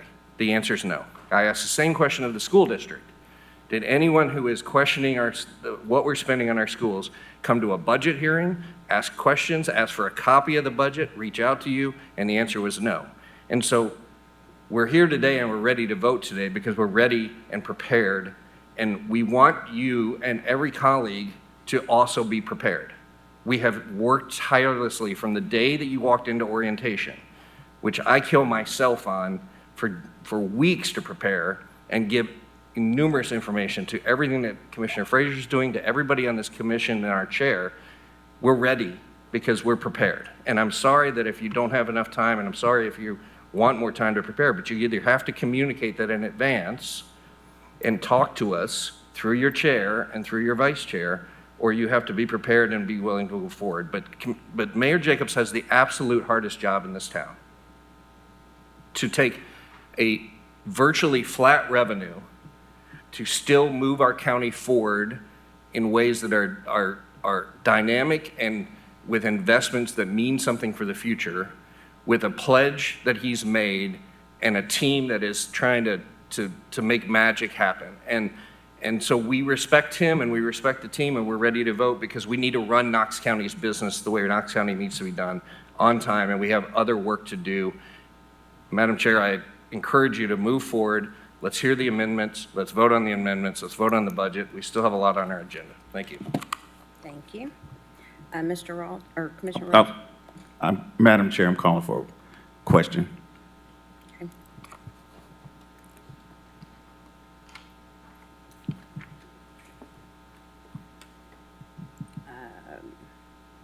So we've got a motion on the floor made by Commissioner Jay and a second by Commissioner Rawls.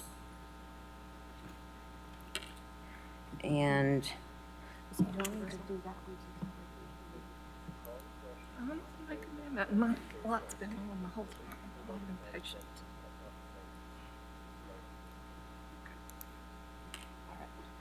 let's do a roll call. For the, you start. Yes, you can call for the question and start with District 1. This is a vote for the call for the question, right? Okay. Commissioner Rawls. Aye. Commissioner Darrett. Aye. Commissioner Oster. Aye. Commissioner Jackson. Commissioner Russell. No. Commissioner Hill. Yes. Commissioner Lee.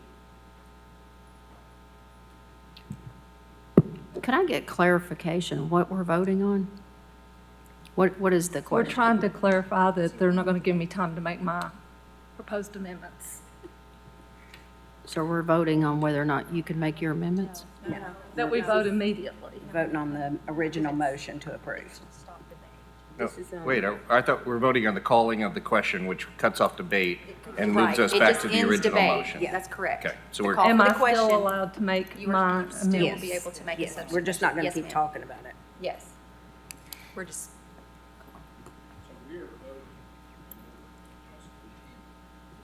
to call for the question. all we're Yes. voting on is, do you want to stop this circle of debate and vote, then move back to the original motion and get to amendments and other things? Do we Yes. want to wrap it up?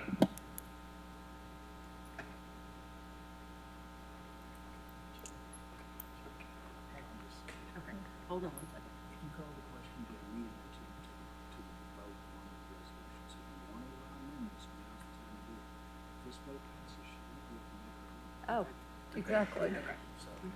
All right. Okay. Yes. So it is to, So we're gonna give you come the- to a vote and not have a chance to make an amendment. So we need to go ahead and do the amendments now. yes. If you're, yeah, I mean, let me ask you. Commissioner Rawls, just so I am clear. We know that Commissioner Russell had some amendments she wanted to suggest. Is it the intent of your motion to disallow her from making those amendments, those Yes. proposed amendments? Okay. Yes, I'm ready for us to vote Okay. on the That's budget. just to make it clear. Okay. Okay. So does everybody understand that? Okay. All right. I'm sorry?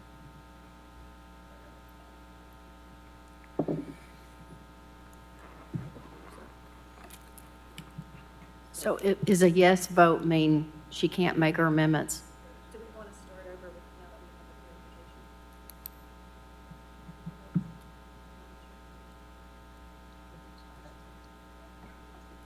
Just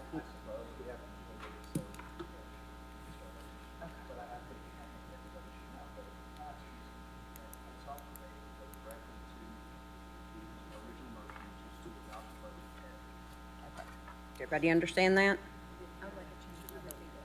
Okay.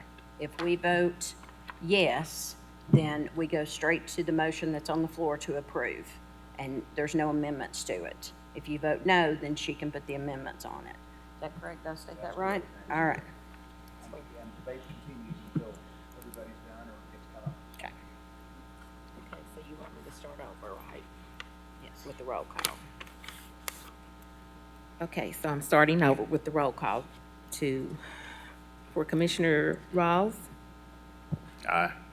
Commissioner Darrett, Aye. Commissioner Oster, Aye. Commissioner Jackson, Commissioner Russell, No. Commissioner Hill, Commissioner Lee,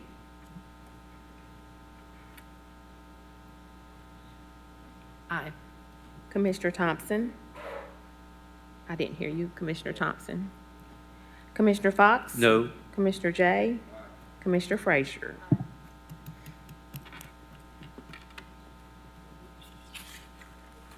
Okay, the motion passes 9-2. Next item, please. Now we got to vote on the motion. Okay. So we have the original motion on the floor by Commissioner Jay, a second by Commissioner Rawls. All in favor? Aye. All opposed? No. One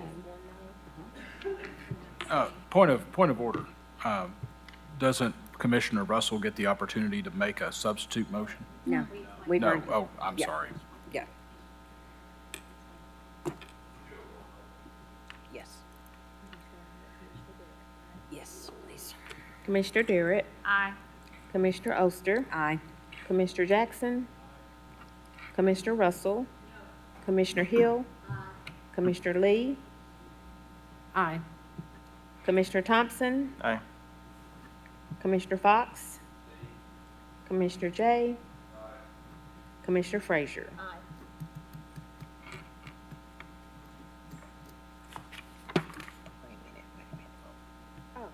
Okay. Commissioner Rawls. Aye. I was about to say, you Leaving you forgot. off over there.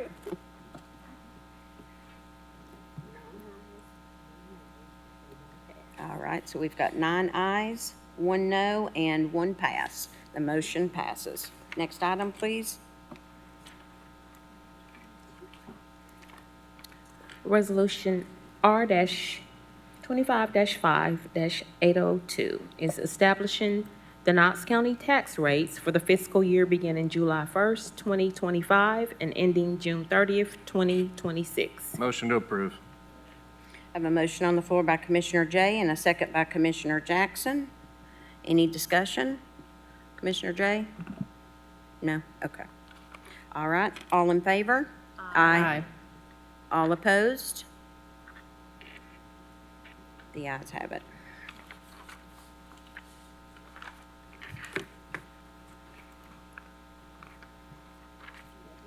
Uh-huh. Resolution 803 is adopting the 5-year capital improvement plan for fiscal years 2026 through 2030 and appropriating funds for the first year of the plan. Motion to approve. Who was, okay, that was Jay and Thompson. Okay, I thought it was, but I wasn't sure. All right, we got a motion on the floor by Commissioner Jay, second by Commissioner Thompson. Any discussion? Seeing none, all in favor? Aye. All opposed? The ayes have it. Next item, please. I abstain, because I had I think Adam did also. You didn't pass, did you? No. No, he had his microphone on. So there was, everyone said yes, and Commissioner Russell passes? That's on 803. Yes, ma'am.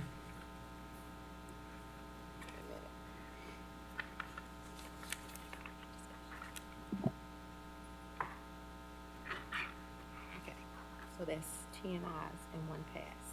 Yes. Okay, now we're on Resolution 804, appropriating the amount of $8,809,000 to nonprofit organizations of Knox County, Tennessee for the year beginning July 1st, 2025 and ending June 30th, 2026. Motion to approve. I've got a motion on the floor by Commissioner Durrett, a second by Commissioner Jay. Any discussion? Oh, Thompson, I'm sorry. Y'all sound alike over there. All right. Okay, Commissioner Fox. Yes, Madam Chair, I would like to amend this motion by eliminating the funds to go to East Tennessee Freedom Schools. Second. Point of order, Madam Chair, that needs to be a substitute motion. That's what I was getting ready to say. That needs to be a substitute motion.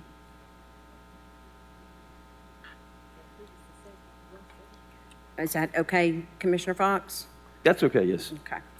All right. Any discussion? Commissioner Frazier?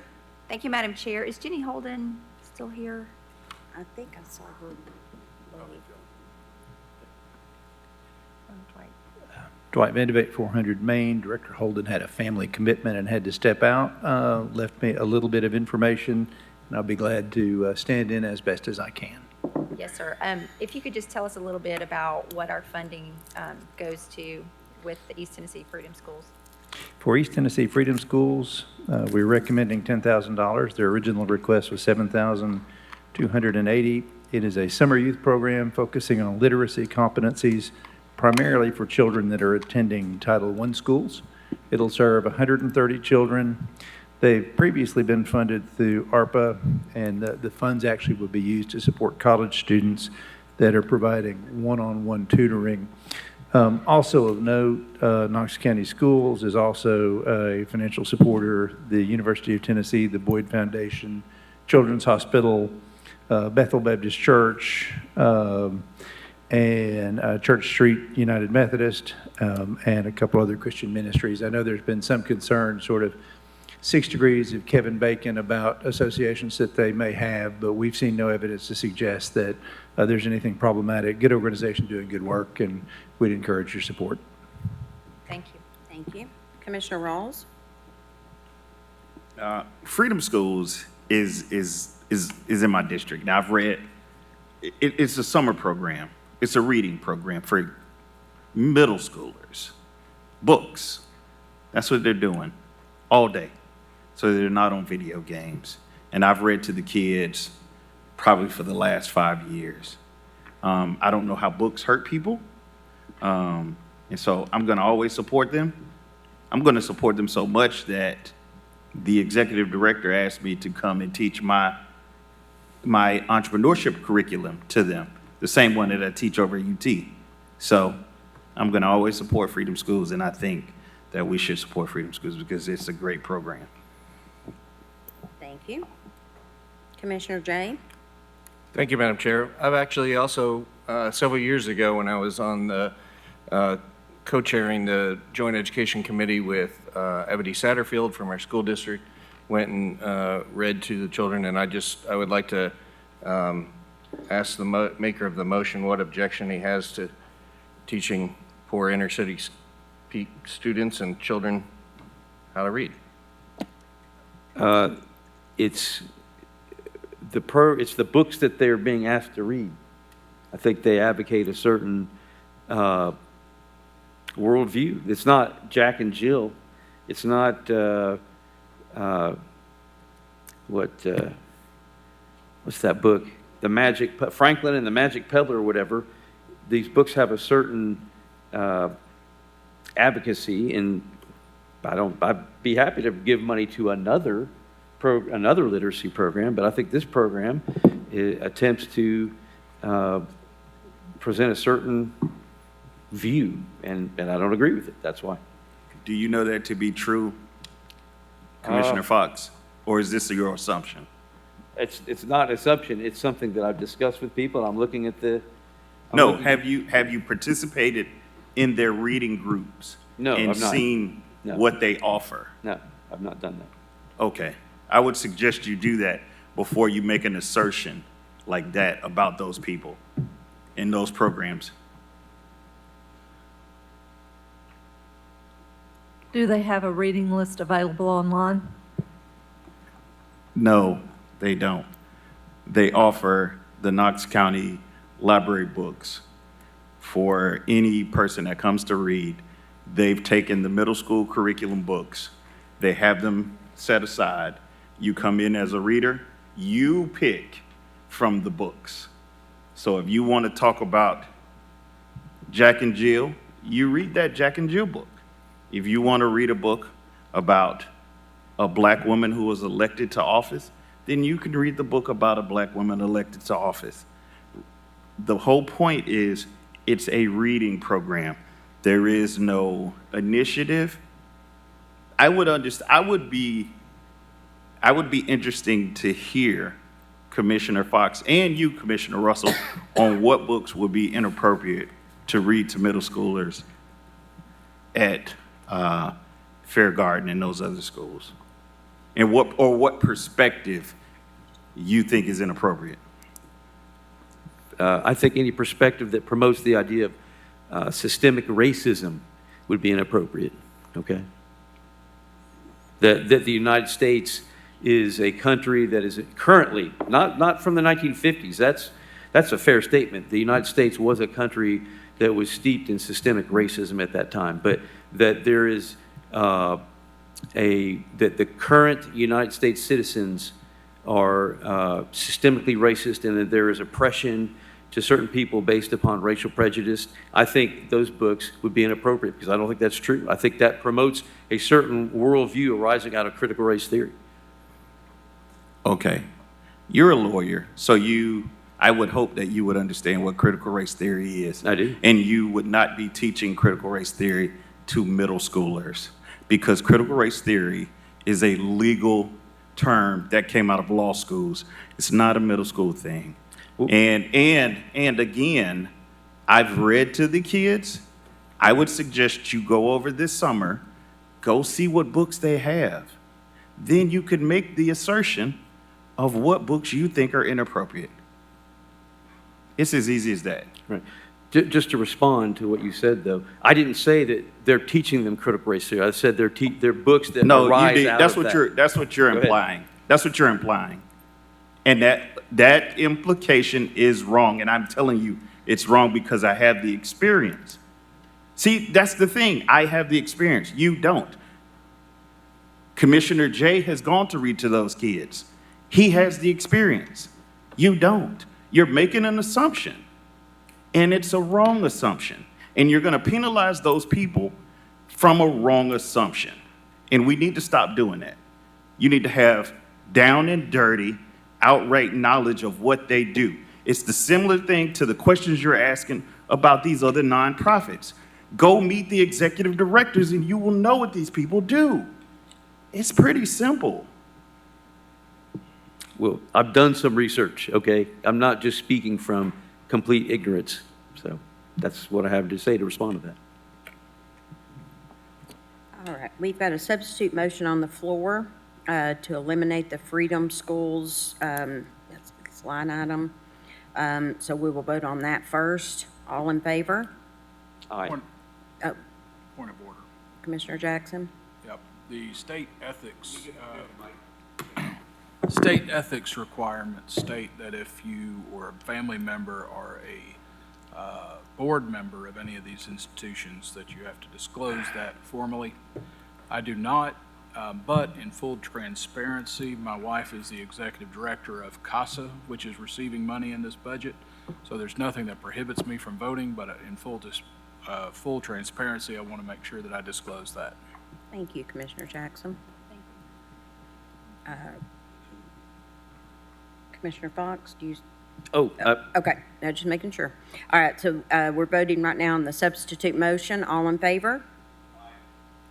All opposed? No.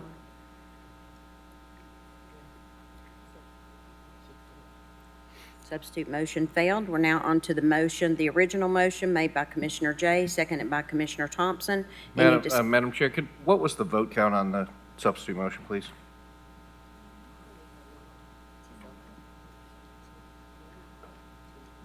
Yeah. We've had 10 noes and 1 aye. Okay.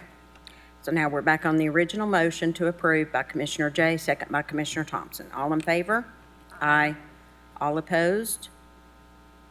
Abstain.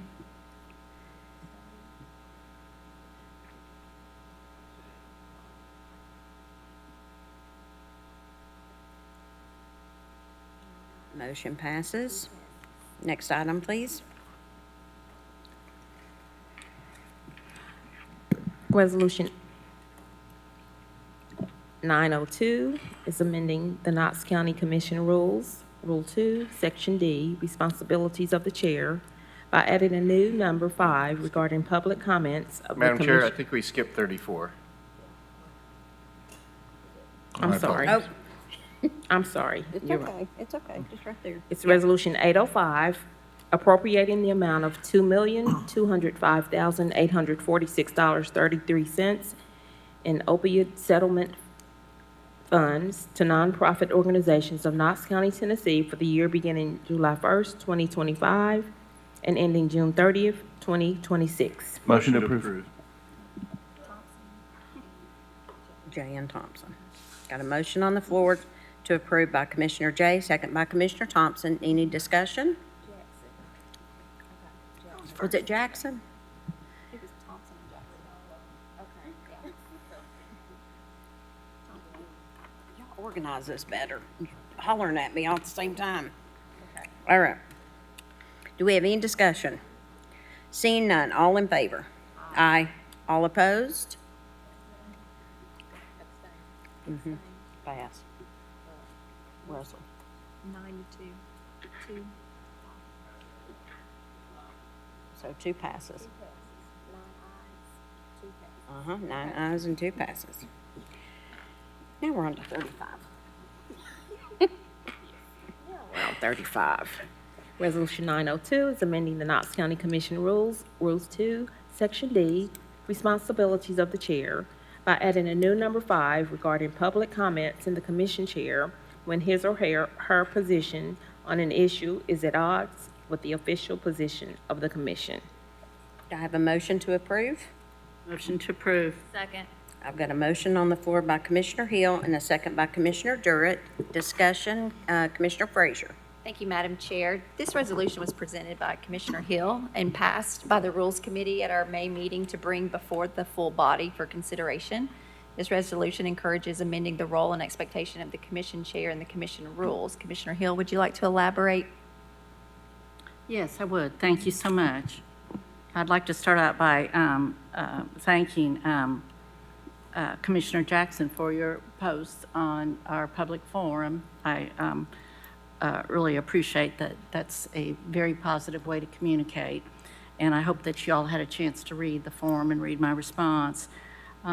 This comes about because having been and privileged to have been a commission chair, I recognize how important it is that when our chair is speaking publicly, that they are very clear in when they are representing Knox County Commission and when they are not representing Knox County Commission.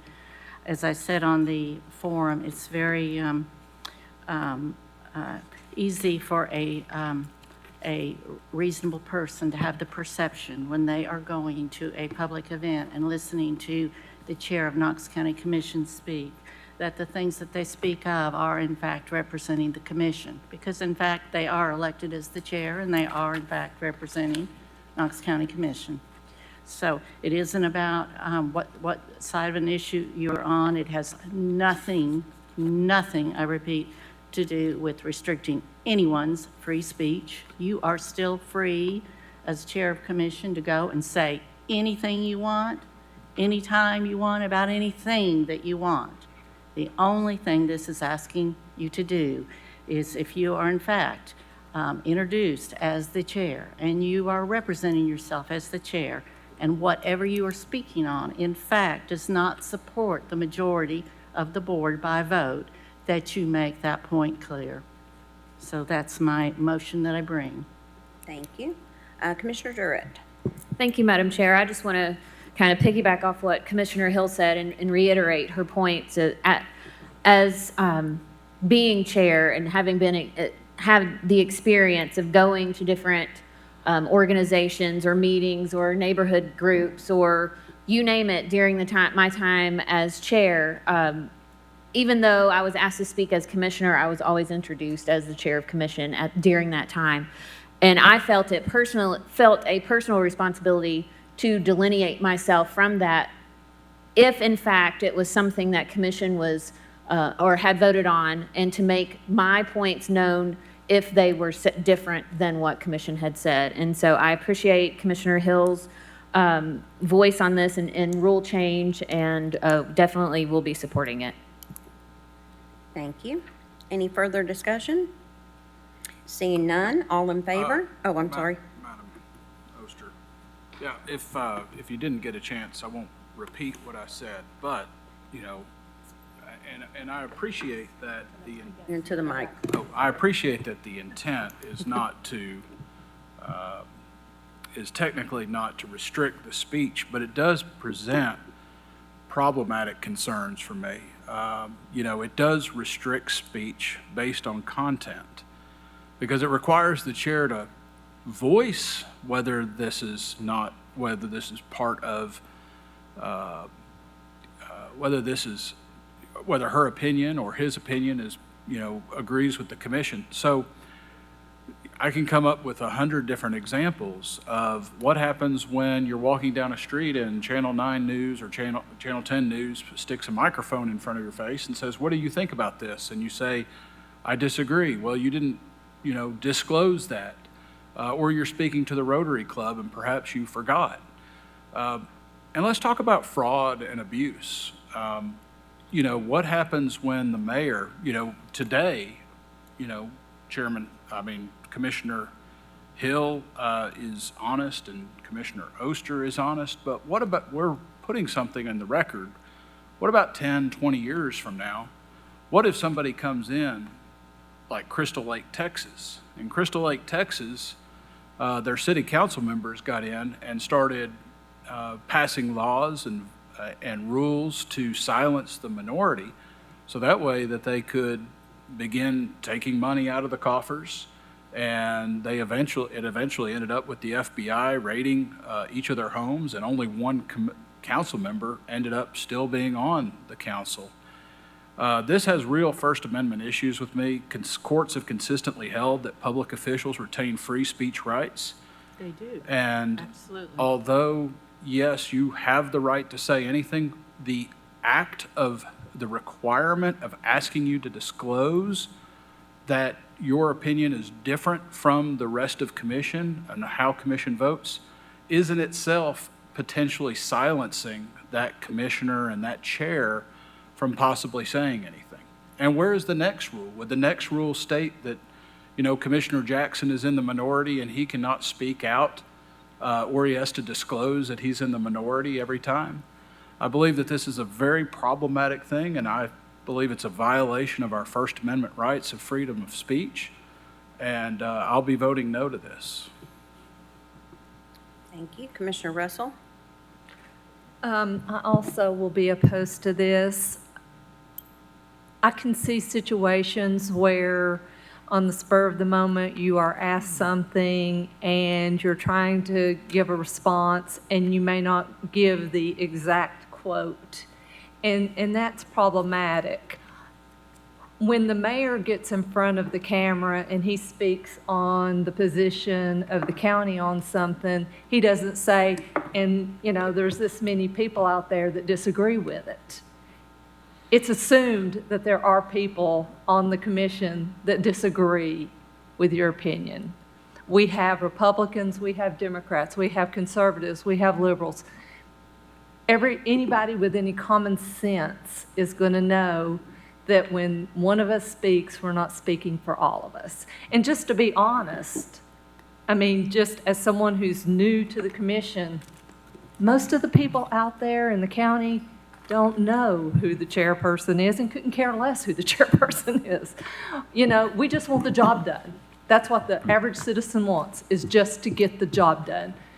Come in here, vote, and get your job done. And I think this is silencing people. And that is the one problem that I have had this entire evening with this group, is that we are trying to silence each other. And I seconded Commissioner Fox's motion, not because I agreed with it, but because I wanted him to have the opportunity to voice. If we don't start listening to each other, we're not going to be able to reach compromises. We're not going to be able to have a good society where we can come to solutions.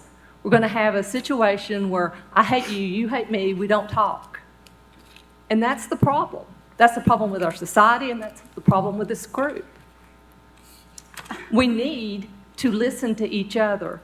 Commissioner Fox, he had questions. Some of those questions may have come from his constituents. I know as late as today, I had constituents call and ask me questions that I had not thought of. I am not 100% perfect. And there's actually people out there who have some good ideas that don't sit up here. And when they call and they ask those questions and they want those questions asked of the public officials, we have a responsibility to ask them. Not to call and have lunch with them or breakfast with them or anything else. We have a responsibility to do it in public where the people, not us, It's not about 11 people up here. We need to lose our self-absorption and realize it's about all the people that are outside this building. It's not about the people inside this building. Commissioner Thompson.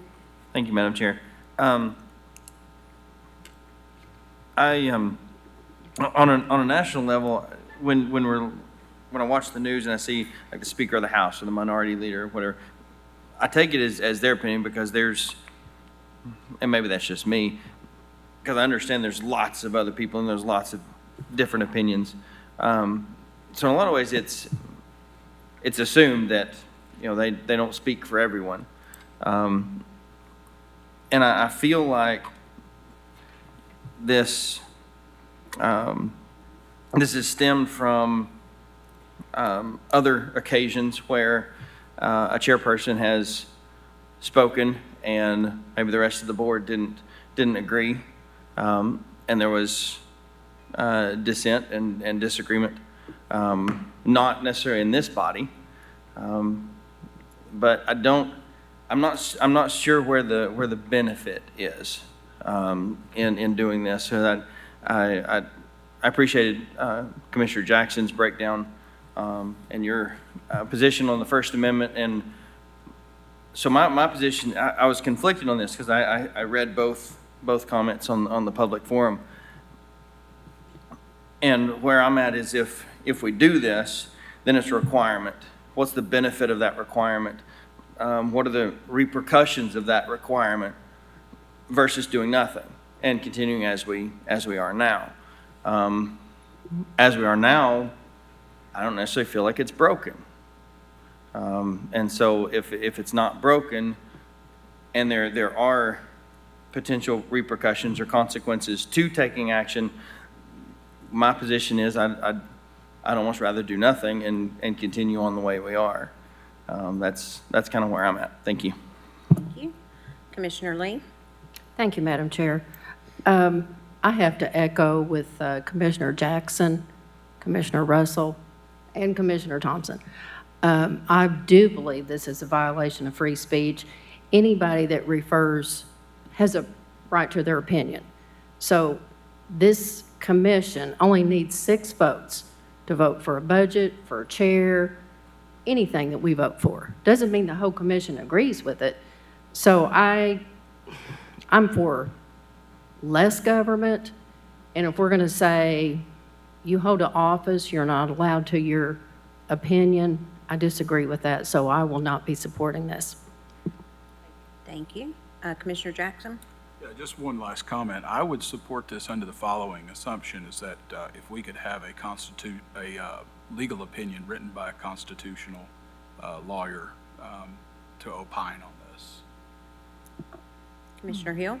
Thank you. I did, in fact, run this by our law department, and they did state that this was a perfectly proper motion and not illegal or out of order. So just to respond to that.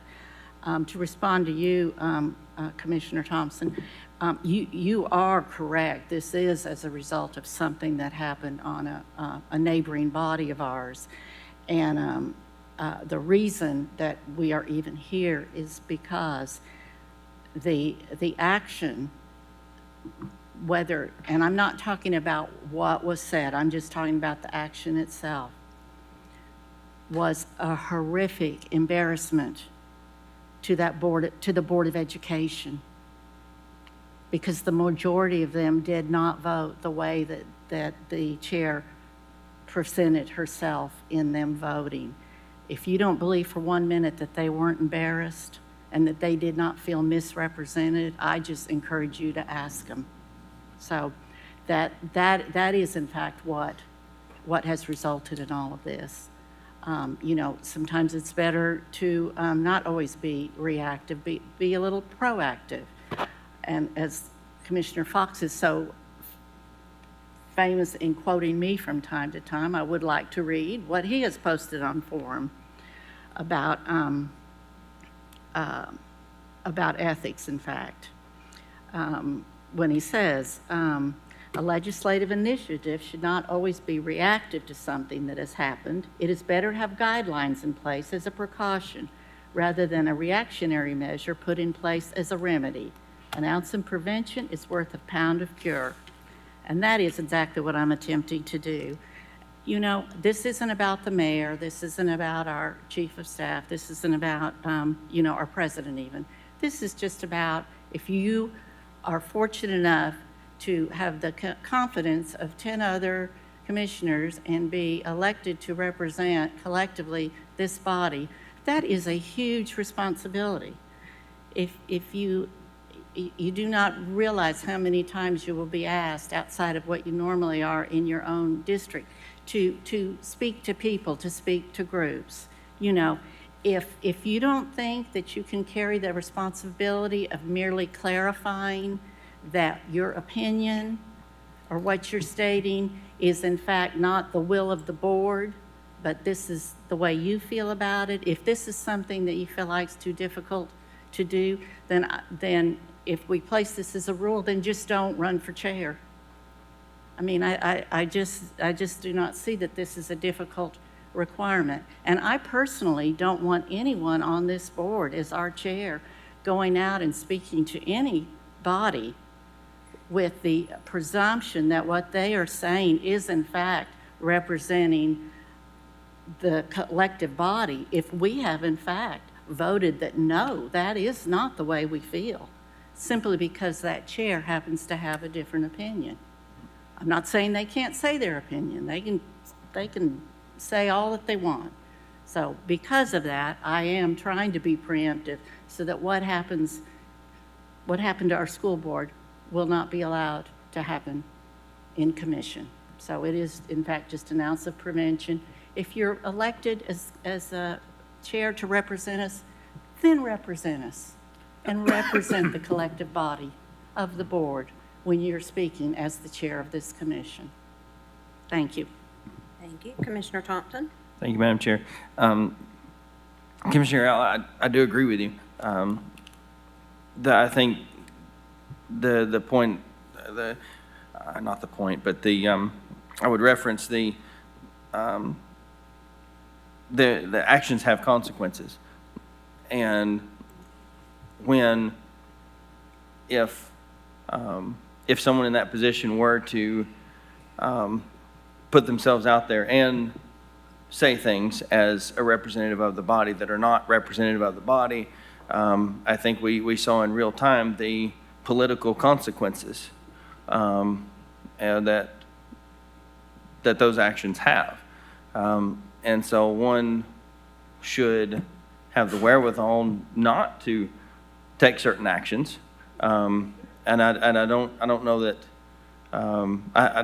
I'd like to think we have the confidence in this body to not elect a chair who would do something that would warrant a disclosure. I have great confidence that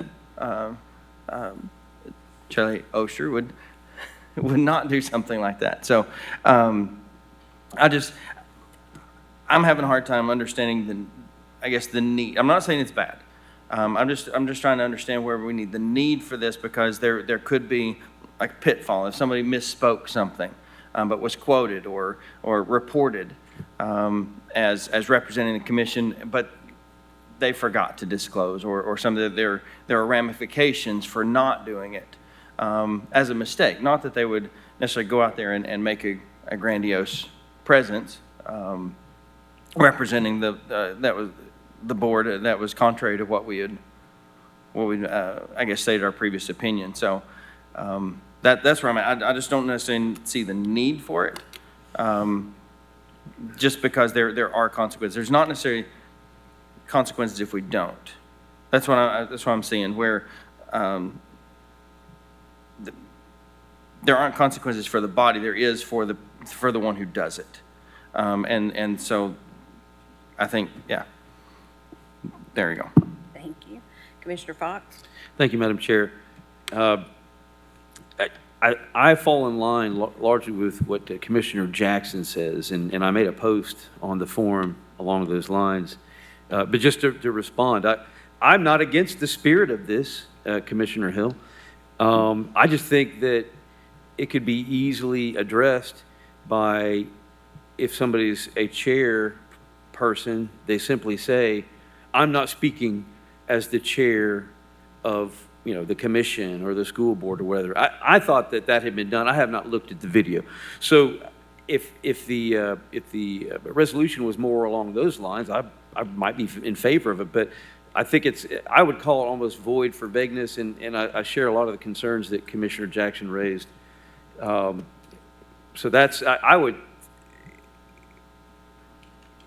I don't know, I'm not really offering a friendly amendment, but I would urge you to consider rephrasing the proposition, pushing it off down a month, rephrasing it, and maybe you would be able to resolve some of the concerns. But like I said, I just think somebody should, if they're a chair, they ought to say, I am here as a commissioner and not the chair, or I'm here as a private person and not the chair, and that would resolve it. That's my opinion on it. And that is in effect all I'm asking. Just make it very clear that you are not speaking as chair. That is in fact what it asks. I'm sorry, I'm speaking of. Commissioner Russell? I think the problem that I have with it is very specific about the words that you have to use. And I don't know about you, but I don't have everything memorized. And if I were Chair Oster and I'm out shopping or whatever, and then I'm running into a meeting, am I going to memorize the exact words? I think it needs to be more the spirit that you never go in and say, I'm speaking on behalf of the commission. You can say, I am the chairman of the commission, and I'm speaking my own beliefs. So at any point during this, you need to understand I'm not representing the beliefs of all 11 people, because even if you're representing the beliefs of 6 people, that's still not the beliefs of the commission. And so I think it needs to be, I agree with Commissioner Fox, it needs to be more the spirit that if you're announced as the chairperson, that you simply say, I'm speaking, I am the chairperson, I acknowledge I'm the chairperson. However, all of my opinions are not shared 100% by the 11 people on commission. And that should be satisfactory. So why is that so much different than saying this is not what the body feels? This is not what the collective body believes. Because that's almost requiring you to say it on every item. So like when you're starting out the conversation at the very beginning of your speech, you say, I'm the chair, I acknowledge, yes, you introduced me as the chairperson, I acknowledge I'm the chairperson, but I'm not speaking on behalf of 11 people. We have 11 people with very different opinions, and I just want to get that out up front. And then that way, as every single item comes up, some of them we may all agree on 100%. Some of them it may be 8-2, some of them it may be totally different, but that way you're not having to do it on every single item. It's just a general, yes, I am who I am, but I'm not speaking for 11 people. I'm not speaking on behalf of Knox County. I'm speaking on behalf of me. Even when you're invited to speak as the chair? When you're invited to speak as the chair, you can say, acknowledge that you are, yes, I am the chair, but I just want you to know I am speaking on behalf of myself. I do not represent the other 11. But not have to say how the other 10 feel. You may not know. You'll know if a vote's been taken. That's the only time you have to do it. If there's been a vote taken on the issue, if as chair you can't remember what the vote was, then you probably don't need to be the chair. I mean that in kindness. Are you expected to remember what the vote is for 3 years ago? What if you weren't even on commission then? Well, then you can't I think speak it's to that. sufficient just to say you don't. Then you can't speak to that. You can't speak to it if you don't know. Can we? You can give your opinion, but you shouldn't have.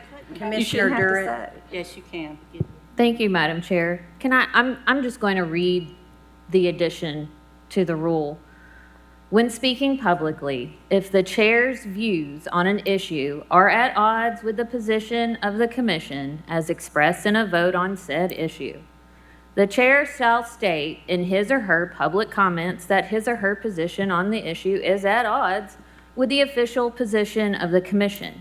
Nowhere does it state specific language that has to be used. You don't even have to say the vote was 10-1 or 6-5 or whatever it was. You just say that I am speaking, as you were saying, Commissioner Russell, I'm speaking, yes, I am the chair, but I am giving you my personal opinion regarding this topic. Commission voted otherwise. That's it. It's that simple. Like, it's very simplified. There is no specific language that the chair has to have memorized or anything. They're just recognizing the difference of opinion when representing the county as a chair.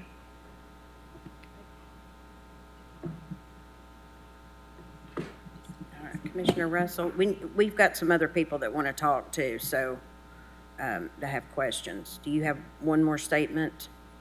I just wanted to ask, so if Commissioner Oster is announced at, I don't know, some kind of chamber event or whatever, and she's speaking, and she says, yes, I am Chairperson Oster, and thank you for having me. I want to say that, I am the chairperson of the commission, but I'm not representing, we're going to be discussing numerous topics here, and I will not necessarily be representing the feelings of the other 10 commissioners. Is that sufficient? Has that? Well, then why can't we put it to say that instead of, because it almost sounds like you have to say, I'm differing from them on this one or that one. And Commission, just quickly, just Robert's rules, we'll get to you. I'm not trying to silence anyone when I maybe do this. Please wait until the chair calls upon you. We're doing a lot of out-of-turn speaking in response, and I'd just like to get us back a little bit on track with decorum, please. Okay. Commissioner Jay.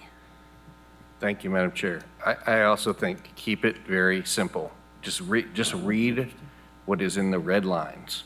It is very simple. If this body had a resolution that said mint chocolate chip ice cream was the best chocolate chip ice cream, or the best ice cream ever, which it is, and this commission voted to say, we think it's the best chocolate chip ice cream, and it was a 10-1 vote. And Commissioner Russell, you love strawberry ice cream. You could go to the meeting and say, you know what? We had a vote last week, and the commission said that mint chocolate chip ice cream was the best. I didn't think it was, and so I'm going to just tell you my personal opinion and just keep it simple. I mean, it's not very complicated. It just says, I'm identifying that I am the chair, and I don't speak on behalf of everybody unless there's a vote in which it was a unanimous decision. So I don't overcomplicate this, please. Thank you. Commissioner Frazier. Thank you, Madam Chair. I just wanted to respond quickly to Commissioner Russell's comment about we needed to not be so self-absorbed and silence each other. My dad taught me to live a life worthy of a good name and then don't let anybody take it from you. And self-absorbed is not something that I would characterize any of my colleagues being. I look around and I see people that don't need this job but wanted it because they were called to serve. And I'm grateful for each of you, even though we do disagree sometimes. I don't think that we're trying to silence each other. This is how the process works. And I think that is a part of the process. And one thing to remember too is that when you pass on a vote, you are silencing your constituents and you are silencing your voice as well. So that's something to consider. Some of these agenda items they've gotten so politicized to the point where I responded in an email to someone and expressed My process, this is how I approach it. This is how I use the system or the policy or the process that we have in place. It was all over social media that I made it about me. And I think this is the same person that is politicizing a lot of the agenda items when they don't need to be. And so I just wanted to speak to that because I take this job very seriously, and I'm often angry at myself that I care this much, but I do. And so I would just like to thank you all for serving, because it takes all kinds and all opinions. And I just wanted to speak to that very quickly. Thank you. Commissioner Lee? Thank you, Madam Chair. I would also like to ask the commission, if this was passed, so what action does the commission do? Does the commission say, we're going to find you guilty? You're no longer a commissioner, you're no longer the chairperson? I mean, what are the penalties? So if you're going to limit somebody's speech that they can't speak, who's going to be deciding that one, that you're guilty, two, what are the penalties? So I just don't see, if we have, since we've had a charter and we've had a county commission, when has this happened? That a commissioner has done this? Because it happened on the school board and people didn't like what she said, it was her opinion. There was probably just as many people that supported what she said. So I don't see the need in this, and I don't think we should limit each other's opinion. I don't think anybody out here thinks, over 500,000 people, that if Commissioner Jackson or Commissioner Thompson says something, that every commissioner believes with it. I mean, we all have our own opinion. So I just don't see how this is enforceable, and I don't see the need for it, so I will not support this. Commissioner Hill, would you like to respond? Yes, just in closing, and I regret it didn't make it in the rules, or in this that was brought forward. The censure, this, I read it, I promise I read it. Yes, the rest of it states that in fact the action would be to take a censure vote.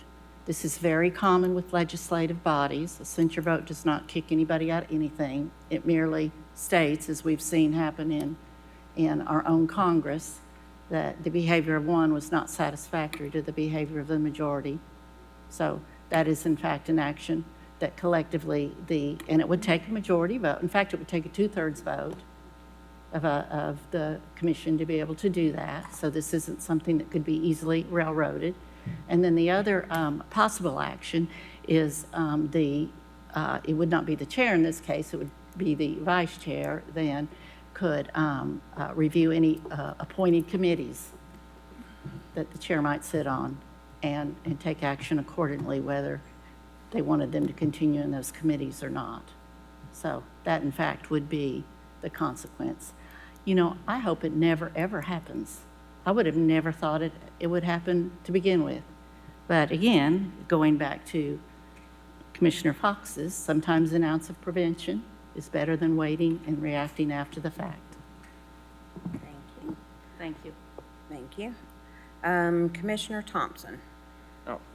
Madam Chair, I've not been recognized, but Commissioner Thompson has Oh, he's already recognized spoke. twice. I'm sorry. Okay. So we're back. I was trying to let Okay. everybody have their round and then go back to the ones who's already spoke. So Commissioner Fox. I just want to clarify, I've heard, hey, look, my previous point, hey, look, this is what this really says. If this proposed language said the following: when speaking publicly, a chair shall publicly identify themselves as appearing on behalf of the commission or otherwise, and if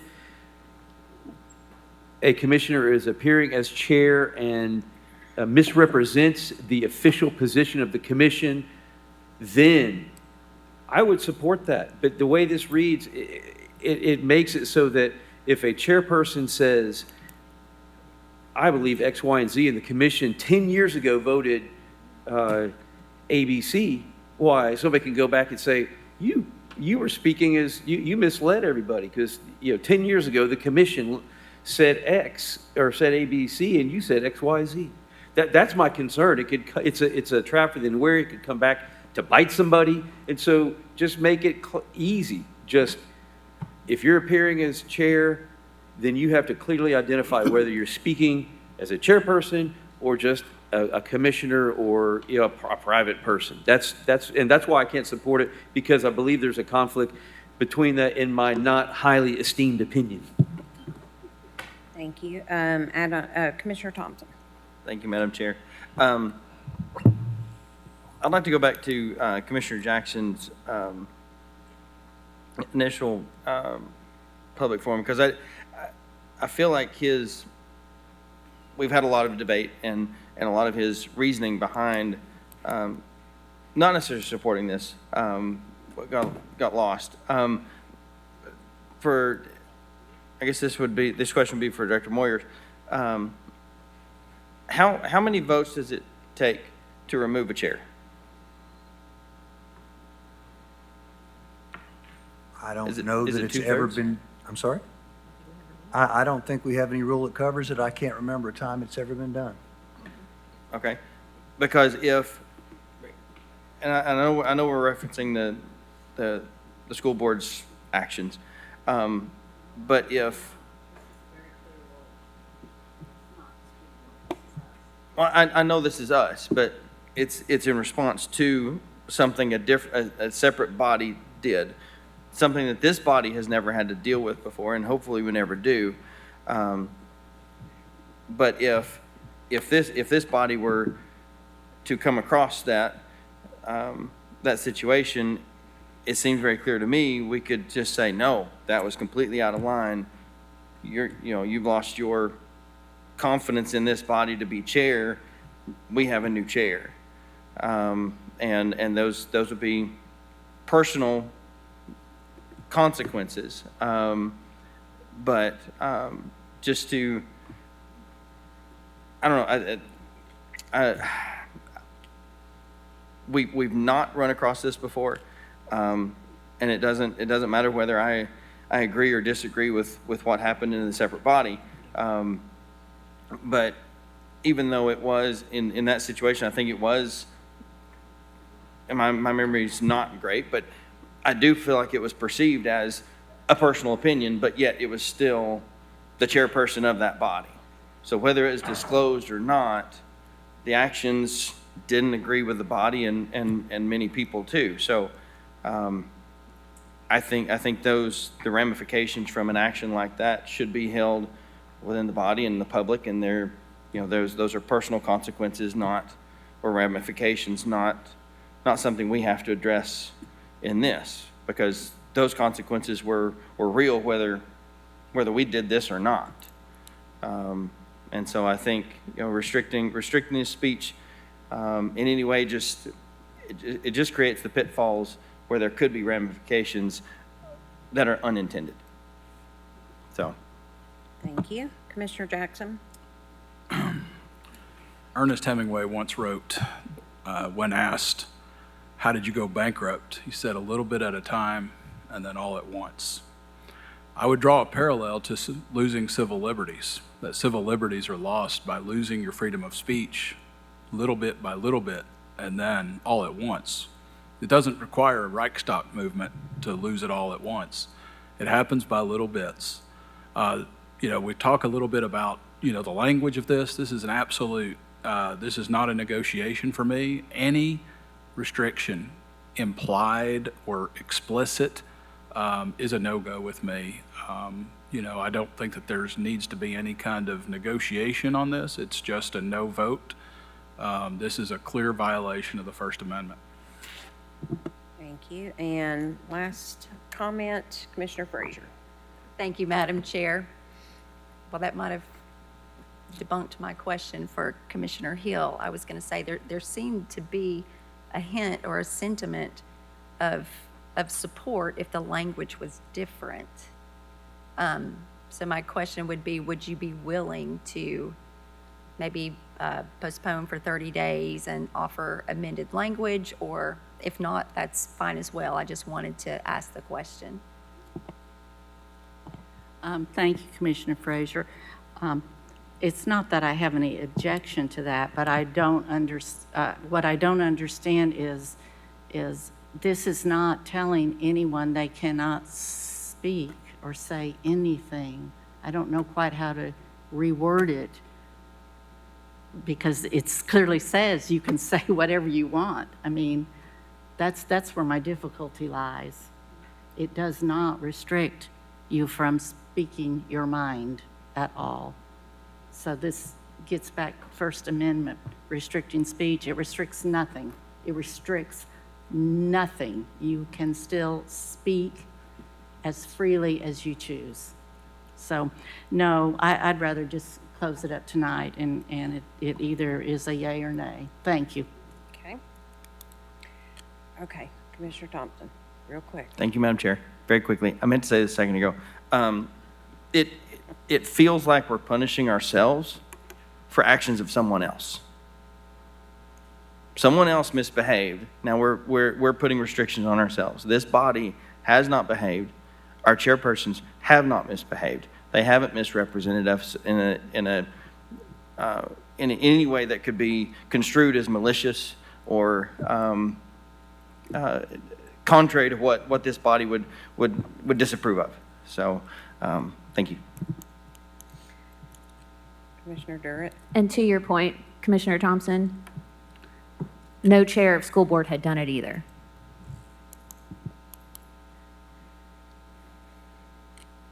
Okay, we've got a motion on the floor by Commissioner Hill and a second by Commissioner Durrett. All in favor? Aye. All opposed? All right.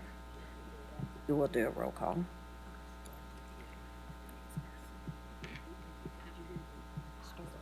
With me, okay. Aye. Commissioner Oster. Aye. Commissioner Jackson. Commissioner Russell. Commissioner Hill. Commissioner Lee. No. Commissioner Thompson. No. Commissioner Fox. Commissioner Jay. Commissioner Frazier. Aye. Commissioner Rawls. Aye. Commissioner Durrett. Aye.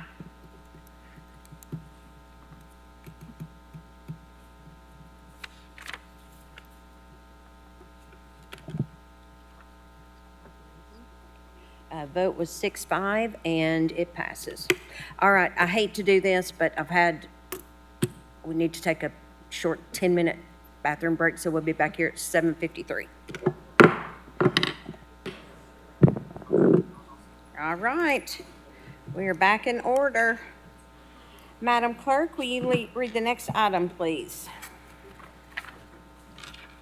It's ordinance O-25-5-101, amending the Knox County Code, Chapter 2, Article 8, Finances, to add a new Division 5 entitled Legislative Review of Applications for State or Federal Financial Assistance, to establish new procedures to review grants. This amends the Knox County Code, Chapter 2, Article 8, establishing Division 5 in Section 2-565, previously reserved. This is on first reading. Thank you. Do I have a motion? Move to approve. I have a motion on the floor by Commissioner Fox. Do I have a second?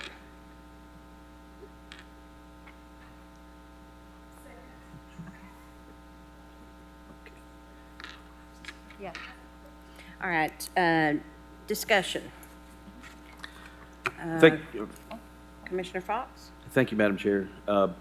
Yes, I just revised this proposed ordinance so that for those who care to have an opportunity to review applications for grants from the United States or the state of Tennessee, and not only we'll see the application and then have more time to investigate it. I think all this requires of the staff is to push the mouse button a few more times. So when staff makes an agency or makes a grant request and they push that mouse button, and that sends it to the federal government or the United States government, or the Tennessee government, they push it again, they push that mouse button again, and they send it to the or to the Knox County Commission so that it can be spread upon the record. And then if somebody needs more time to look at the grant, they have more time. And, or the grant request, they have more time. And those who don't need more time don't need to fool with it. But that's simply what this does. So I move that it be approved. Thank you. Thank you. Commissioner Frazier. Thank you, Madam Chair. I just want to say that I don't have any issue with making a list of potential funding opportunities available to commission and the public by including a list of spread of record on our monthly agenda. As I've heard Commissioner Jay, and I think even the mayor in the past has said, always give consideration to good policy. Is it good process? Is it in the best interest of all Knox Countyans? And I think this is a reasonable request, but where I have hesitation is that I think that it should be a request by resolution of commission to the appropriate department that functions within the executive branch. So I absolutely think we can accomplish the same outcome, but through a resolution. And that would be my preferred path forward to proceed with this. Thank you. Commissioner Russell? Yes, I actually had a question in regards to that, and a statement also. First of all, I want to say that I support the resolution, probably for a very different reason than Commissioner Fox does. I like the fact that he's wanting it on the spread of record because simply, I think the citizens, and again, I keep going back to the people outside these walls. They need to have access to that information, and it needs to be in a format that they can see. Because the more information we give the citizens, the better informed they are, the more they know what's going on. And I believe in just as much transparency as possible. So that's why I'm for this.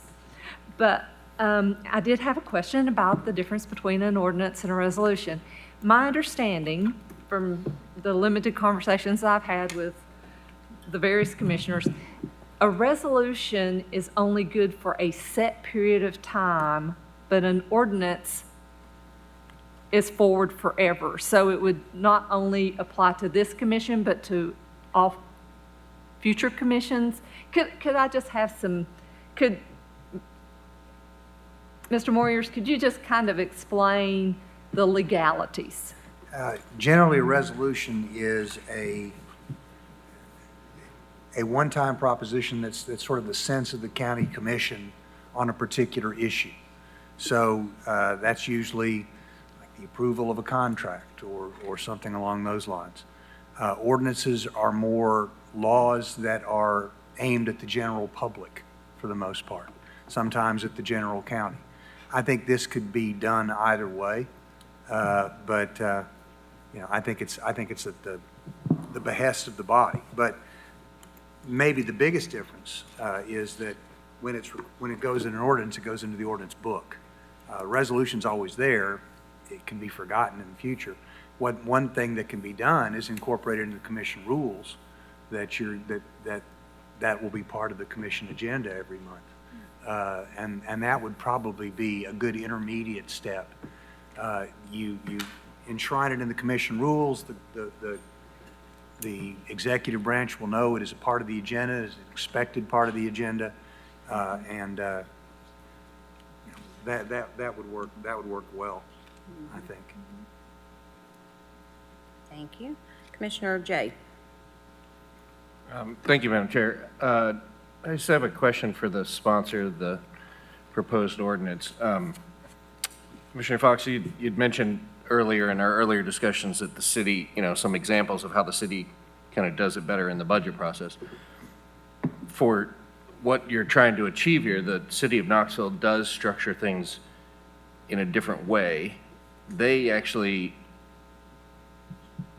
bring those applications to their council. But the way they structure it is if the application is approved by that legislative body, and then it's moved forward and applied for, if awarded, it's automatically accepted. So they say yes, they bring it for the body, but then they let the staff go do their work, and then if they are awarded the grant, then it doesn't come back, it's already pre-approved. Is that a structure that would achieve what you're trying to do? Only in part because, well, first of all, I thought that was off the table because what was explained to us at the last meeting was that requiring pre-approval of an application would interfere, it would constrain the Economic and Community Development Department from being able to make applications where there's, limited time. So there's that issue. So I don't even think that's on the table. I think as far as I'm concerned, that would not work with the staff themselves. So there's that problem. But secondly, and I think we would have to restructure the way that we deal with grants, because we have an actual ordinance that requires the approval of the receipt of funds. So that is that's another impediment. But again, what I wanted to accomplish was to allow those interested in this, in grants, to have the full amount of time that the staff, for instance, has to, or close to it, that the staff has to look at it, because we just get it at the tail end after the application and consideration by other governmental levels, and then the approval process. So that's usually a long period of time, I think. And, I want to be able to know about that the whole time, and I think the public wants to be able to know about that the whole time it's under consideration. So just having it approved at the front end would stymie that aspect of what I'm trying to do. I want to give more time to consider these for those interested. Not everybody is, that's fine. And again, I don't think that the staff themselves is interested in the Knoxville style of approving, because that would then put constraints on the application process. Okay. I've read through this several times, and I went back and looked at the notes from the first discussion about this last month. I feel I'm going to sort of go back to my original thought, because I don't think it's changed too much. I think this is an ordinance that's looking for a problem that doesn't exist, and I think that I know that the executive branch of Knox County has always been forthright with any information at all that we've ever asked for, period. I agree with more transparency, but we can have access to that 24/7, and we get that well, every time we ask for it. I think this is, as a legislative branch, we have a role and a responsibility. We also hire a CEO and a mayor that has a role and responsibility, and they govern and we approve. And I think if you don't like a grant, then you can vote to not accept the grant. And I think if you got 6 votes on this body to continue to say we're not going to accept that grant, whether it be federal funding or anything else, and that happened 2 or 3 or 4 times, I promise you the executive branch and the staff would not spend their time continuing to apply for grants that get turned down by the commission. I mean, it would correct itself in an easy way without creating more laws. I would like to see us create less laws and just work together. So I'm not in favor of this, because I think it just adds more complexity to something that doesn't exist as an issue right now. Thank you.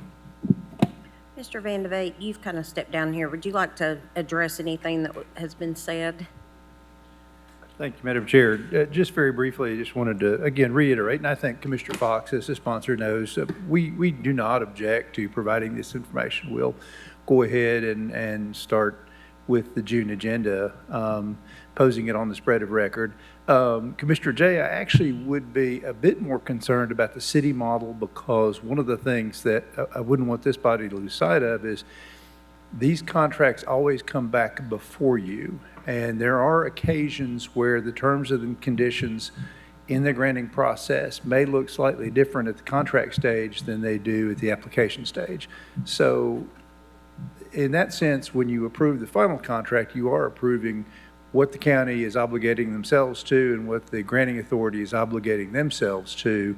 And there is some shift from time to time between the application stage and the contract stage. So I think this body would have a better informed decision with the model that we currently use, where you approve the contracts.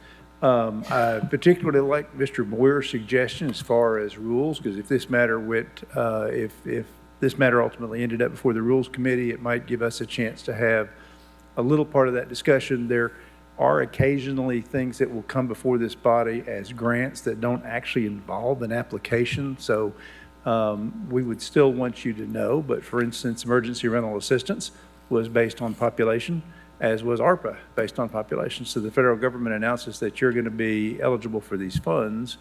Well, you don't actually apply in the conventional sense that you do in a competitive grant. So, I mean, we're fine with whatever the will of this body is. We want you to have the information, and having it in advance to the spread of the record might actually help a little bit when we get to contract time. You've had a chance to look at it. You've had a chance to review it, ask questions. You may be more comfortable with it at that point. So I hope that helps. But again, hats off to Mr. Moyers. I did like the Rules Committee suggestion, because that gives us an opportunity to sort of iron out some of these details, particularly when Director Holden's back as our subject matter expert, and make sure that we land it where this body wants it to land. Thank you. Can you give your name, please?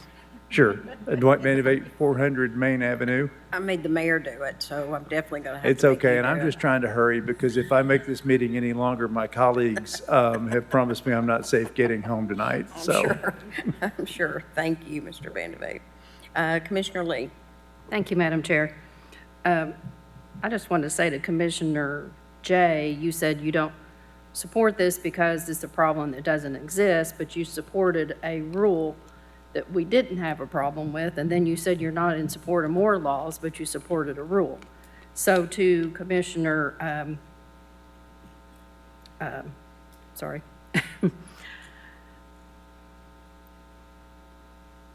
Fox, I'm sorry.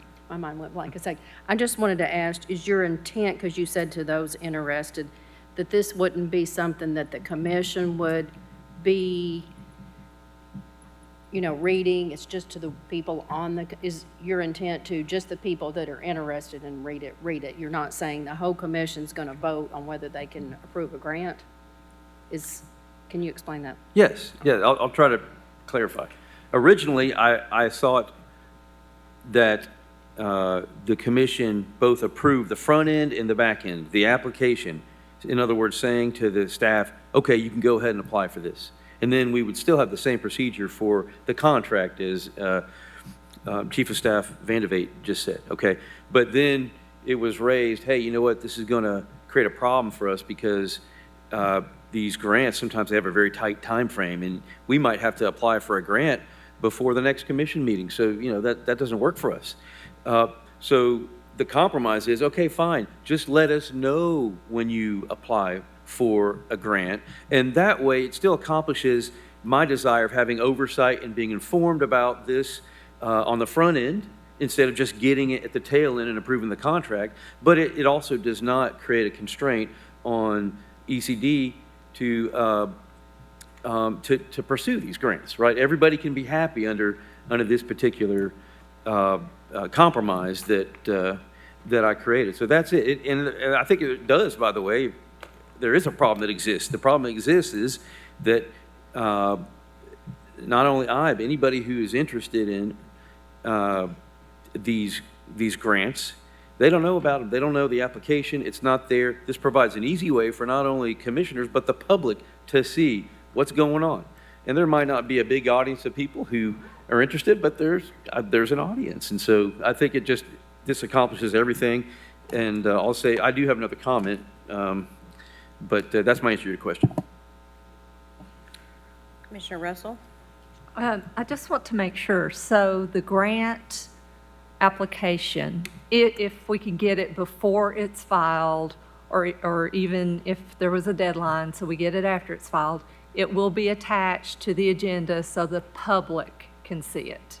That's my major concern, is that everything is transparent, what we're doing. It's not just about us reading it, it's about them reading it, so we can get the feedback from them, because we shouldn't be voting how we see it, we should be voting how they see it. Yeah, if that's a question, yes.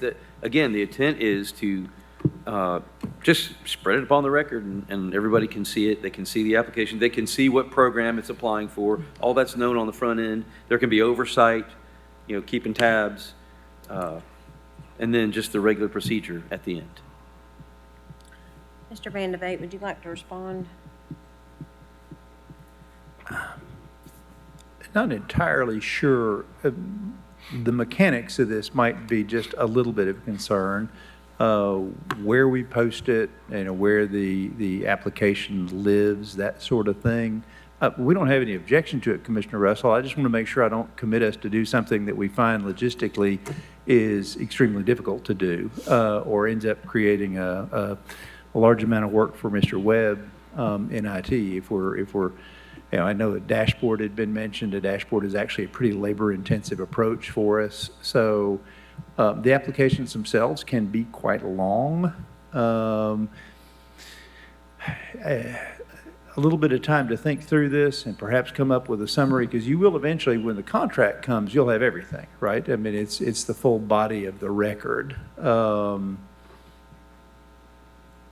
make it as simple on this body as we can. But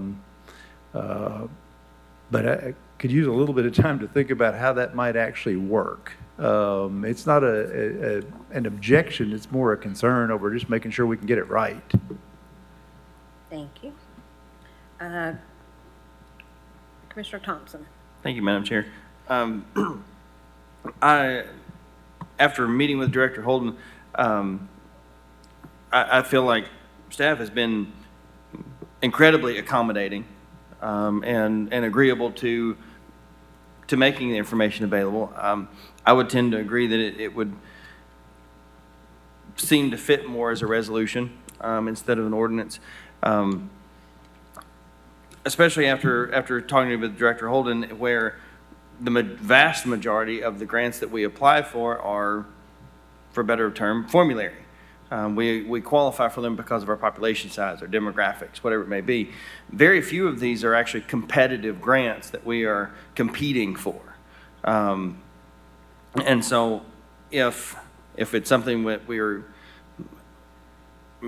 have a farm and there's grants and things that are available. I'm an equal opportunity acceptor of money. If somebody's going to give it and it has to be spent and somebody's going to receive it, and if I don't get it, somebody else will. Either way, the money's going to be spent. I'm pretty sure we can find lots of good ways of putting that money to good use.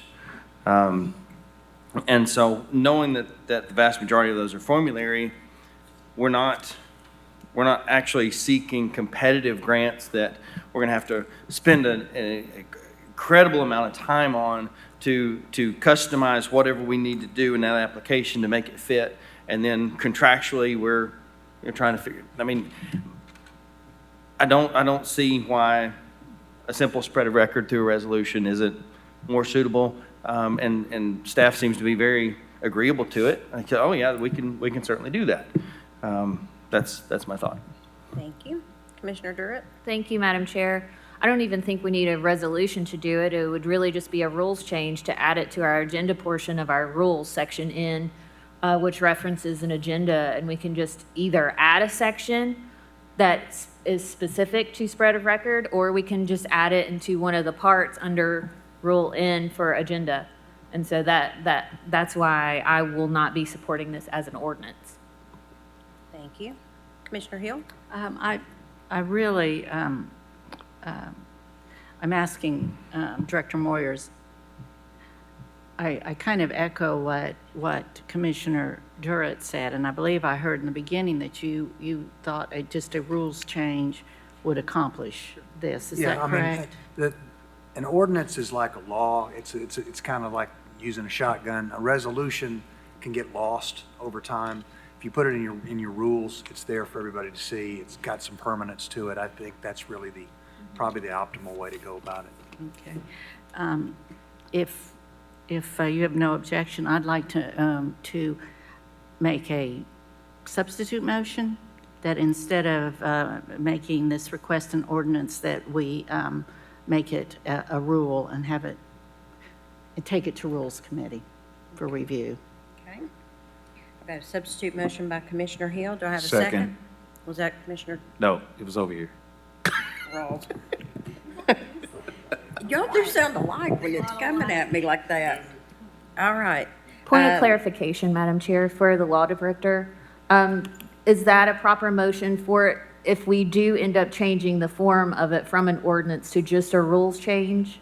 Is that a proper motion for? Well, my understanding is that she's wanting to refer it to the Rules Committee. So would we be considering an ordinance, though, at Rules Committee, or? No, okay. you'd be. Just making sure. Converting it to a commission rule. So point of clarification, shouldn't we vote no on this and then just send it to Rules Committee, or? Well, as I understand it, Commissioner Hill has made a substitute motion to send this to Rules Committee. So we're not on the ordinance at this point, we're on her substitute motion. So if you vote no, then we're back on the ordinance. Commissioner Russell? I'm very confused. Okay. Actually, my question originally was for you. So the information we typically get when we are voting on it after we have received the grant, that includes everything, the application, what we're committing to and all of that.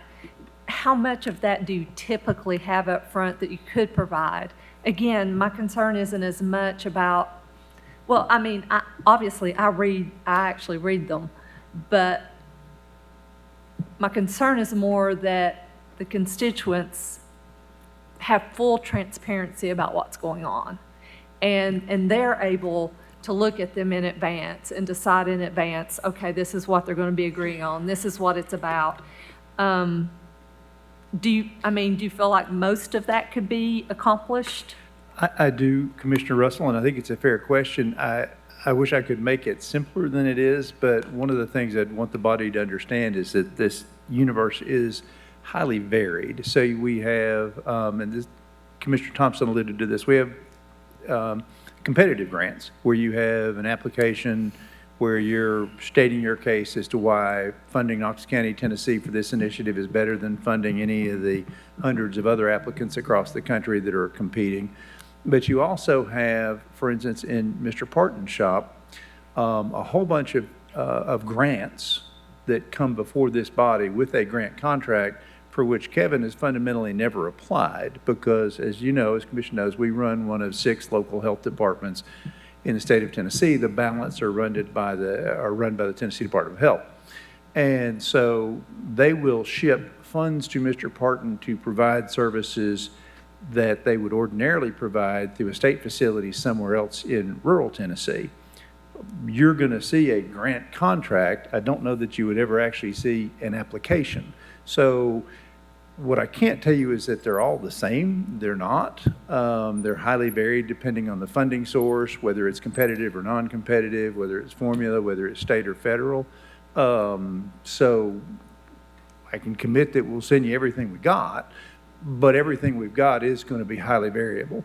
One other thing, and if Commissioner Fox would bear with me on this, because we're not terribly far apart. I think we're all in pretty good agreement about what, it's just the how. One of the things that has great appeal to me for the Rules Committee is it gives us, because we've not done this before, all right? And so having not done it before, I'm not entirely sure exactly what right is going to look like. Having this in the context of the Rules Committee gives Jenny and I a place to go when the committee meets to say, all right, this is what we're providing, this is when we're providing it.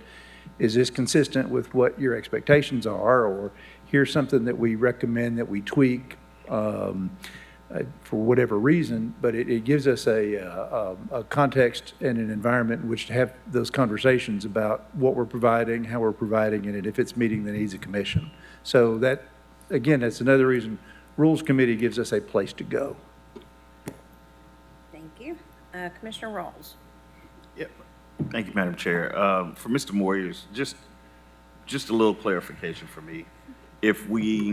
So now we're not discussing the ordinance because we've moved it to rules. So Well- this is technically a substitute motion. Well, yeah, it's Or- a substitute motion to refer this matter to the Rules Committee to draft a rule that would effectuate what Commissioner Fox is trying to get done. Okay, then what happens to the ordinance? If on the if you want it to be really parliamentary technical, we would vote on this, and then once we decide to substitute, we vote on it again, because that's when it actually becomes the main motion. But we don't ever do that. So the effect of it is, if this substitute motion passes, it effectively kills the original motion. It becomes the original motion. In a really formal body, you'd actually vote twice, but this commission never does that. Okay, thank you. Commissioner Fox. Thank you, Madam Chair. Mr. Moyers, can a commission rule bind the executive branch to, that's my only reservation here, is how does it bind? I thought the commission rules are for the commission only, and it doesn't bind the executive branch to perform this duty. They are. That is true. I would tell you that in my experience, which goes pretty far back, the county mayors generally, when the commission expresses that it wants something like this, county mayors cooperate. If that proved not to be the case, nothing would stop you from then making an ordinance and having that happen. But, it's up to you. You could do it as an ordinance. I'm not saying it can't be done. I just think that a rule would probably suffice, in my experience. And Mr. Van Vate's not disagreeing. No. Now, if we had a subsequent county mayor who came in and said, absolutely, I'm not going to do that, then you could pass an ordinance and make it happen that way. But, or you could do it now as an ordinance, either way. I'm just saying there's other ways to skin this cat.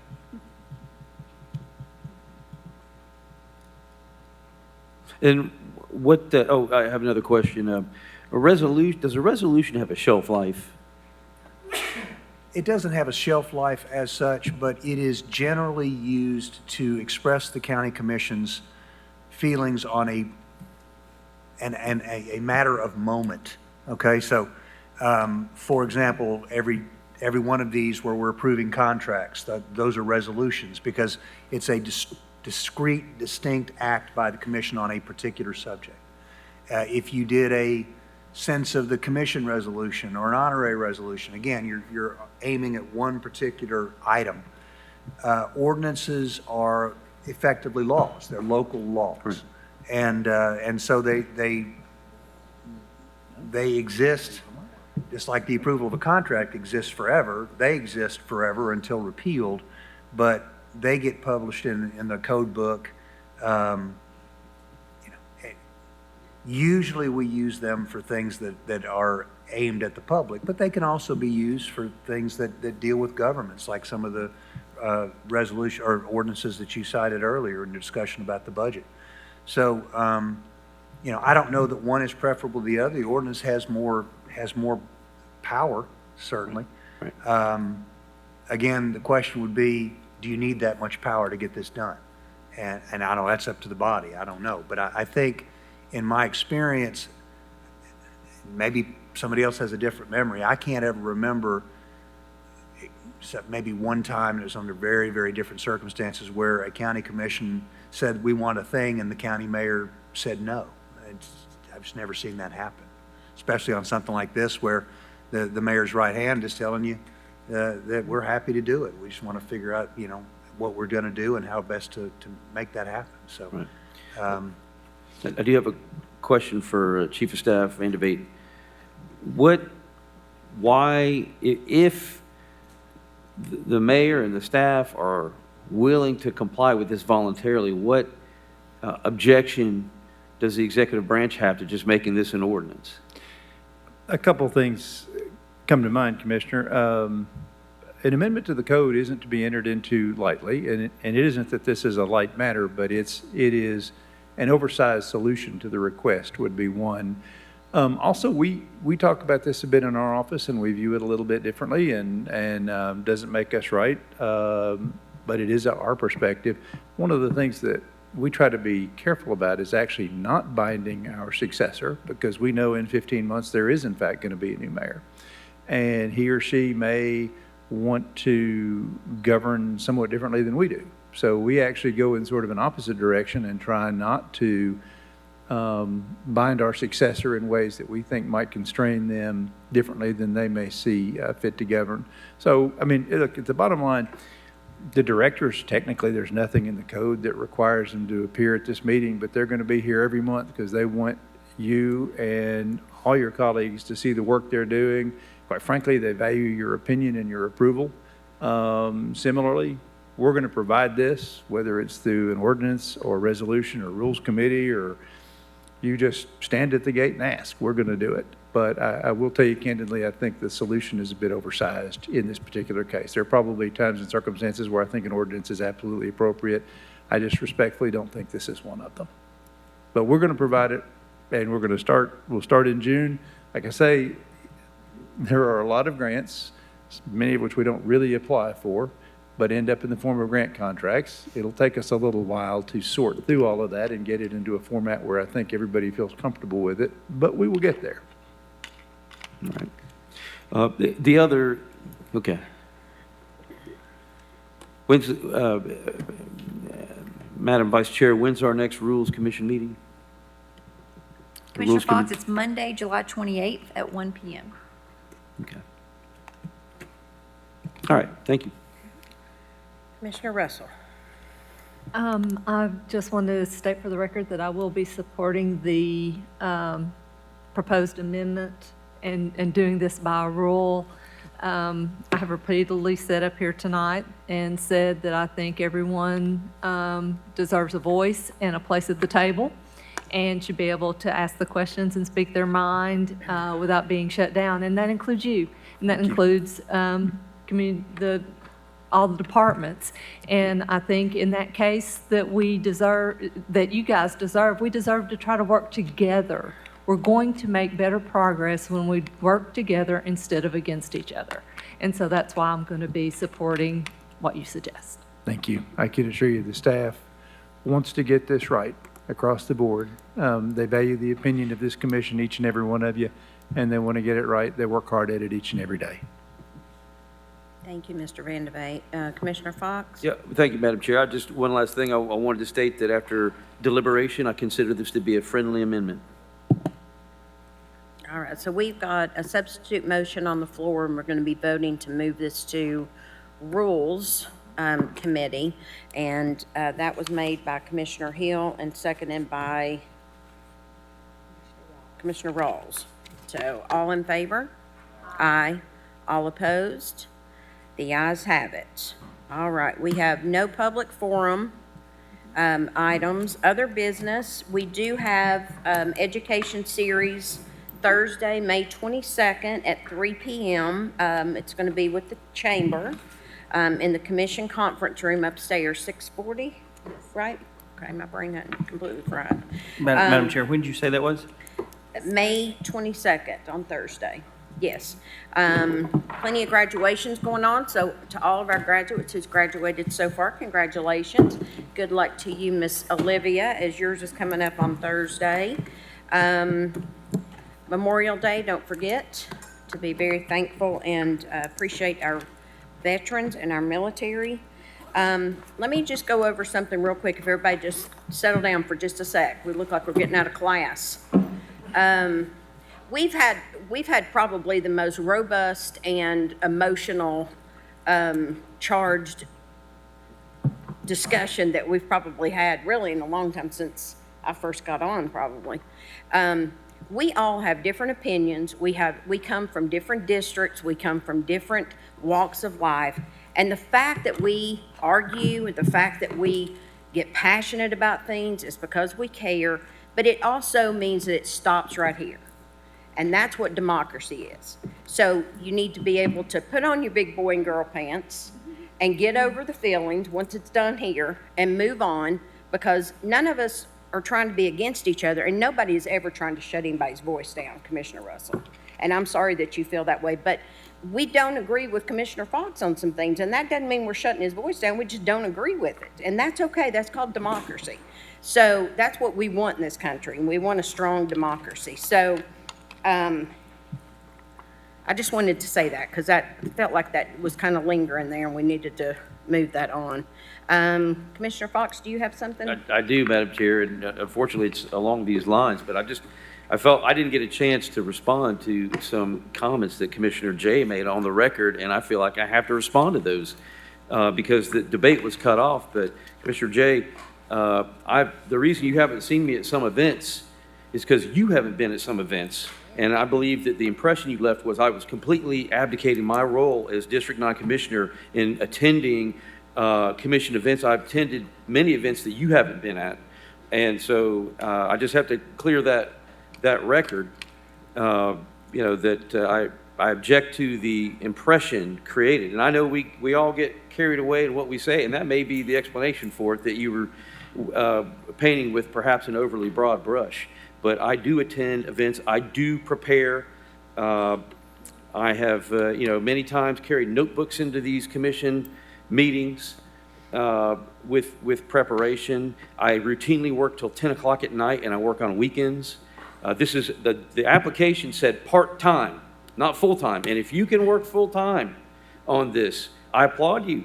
You're blessed, but it says part-time. And so if I'm giving a reasonable effort and I can't do everything, I'm not going to be castigated for that, okay? So that's what I have to say. Thank you. Commissioner Durrett. Thank you, Madam Chair. Commissioners, in your packet with your agendas was included the TCSA Legislative Conference agenda for tomorrow through Thursday. So that's yours to keep. They will also have one tomorrow when you register in the morning for the conference. So just wanted y'all to have that ahead of time. Anything that has TCCA, that's us, that's Tennessee County Commission Association. Because if you look on the bottom of the second page for Wednesday, the May 21st, 2 to 4, it has TCHOA and some specifics. It has ACM and some specifics. Neither one of those are ours. It's the bottom one, TCCA membership meeting with no specifics. But that is our meeting for Wednesday, May 21st in the afternoon. Well, the TCCA one. Of course, there are the breakout sessions in the morning and then the general membership lunch. Thank you. Everybody drive careful who is going. Commissioner Jay? Thank you, Madam Chair. Just want to remind everybody on Saturday, May 31st, will be the 8th annual Beaver Creek Flotilla. That is celebrating the communities of Powell and Carnes, and will eventually span further beyond that. But we encourage you to visit floatthebeaver.com and sign up. And if you don't have a boat, you can rent one and we can help you find one. But it's a great day to get out on one of Knox County's most important assets and waterways with your family and friends and enjoy an afternoon of fun with your community. Approximately 450 boats will be launched in just under an hour, and a couple hours down creek, you will get out and we'll shuttle you back and you'll have a lot of fun. So floatthebeaver.com. Thank you. And we need to also say that Miss Olivia is the float master. So let me just leave you with this, some good feeling here. I alone cannot change the world, but I can cast a stone across the water to create many ripples. Mother Teresa. So there you go. Everybody have a good evening. Have a motion to adjourn? So moved. Perfect. See you guys.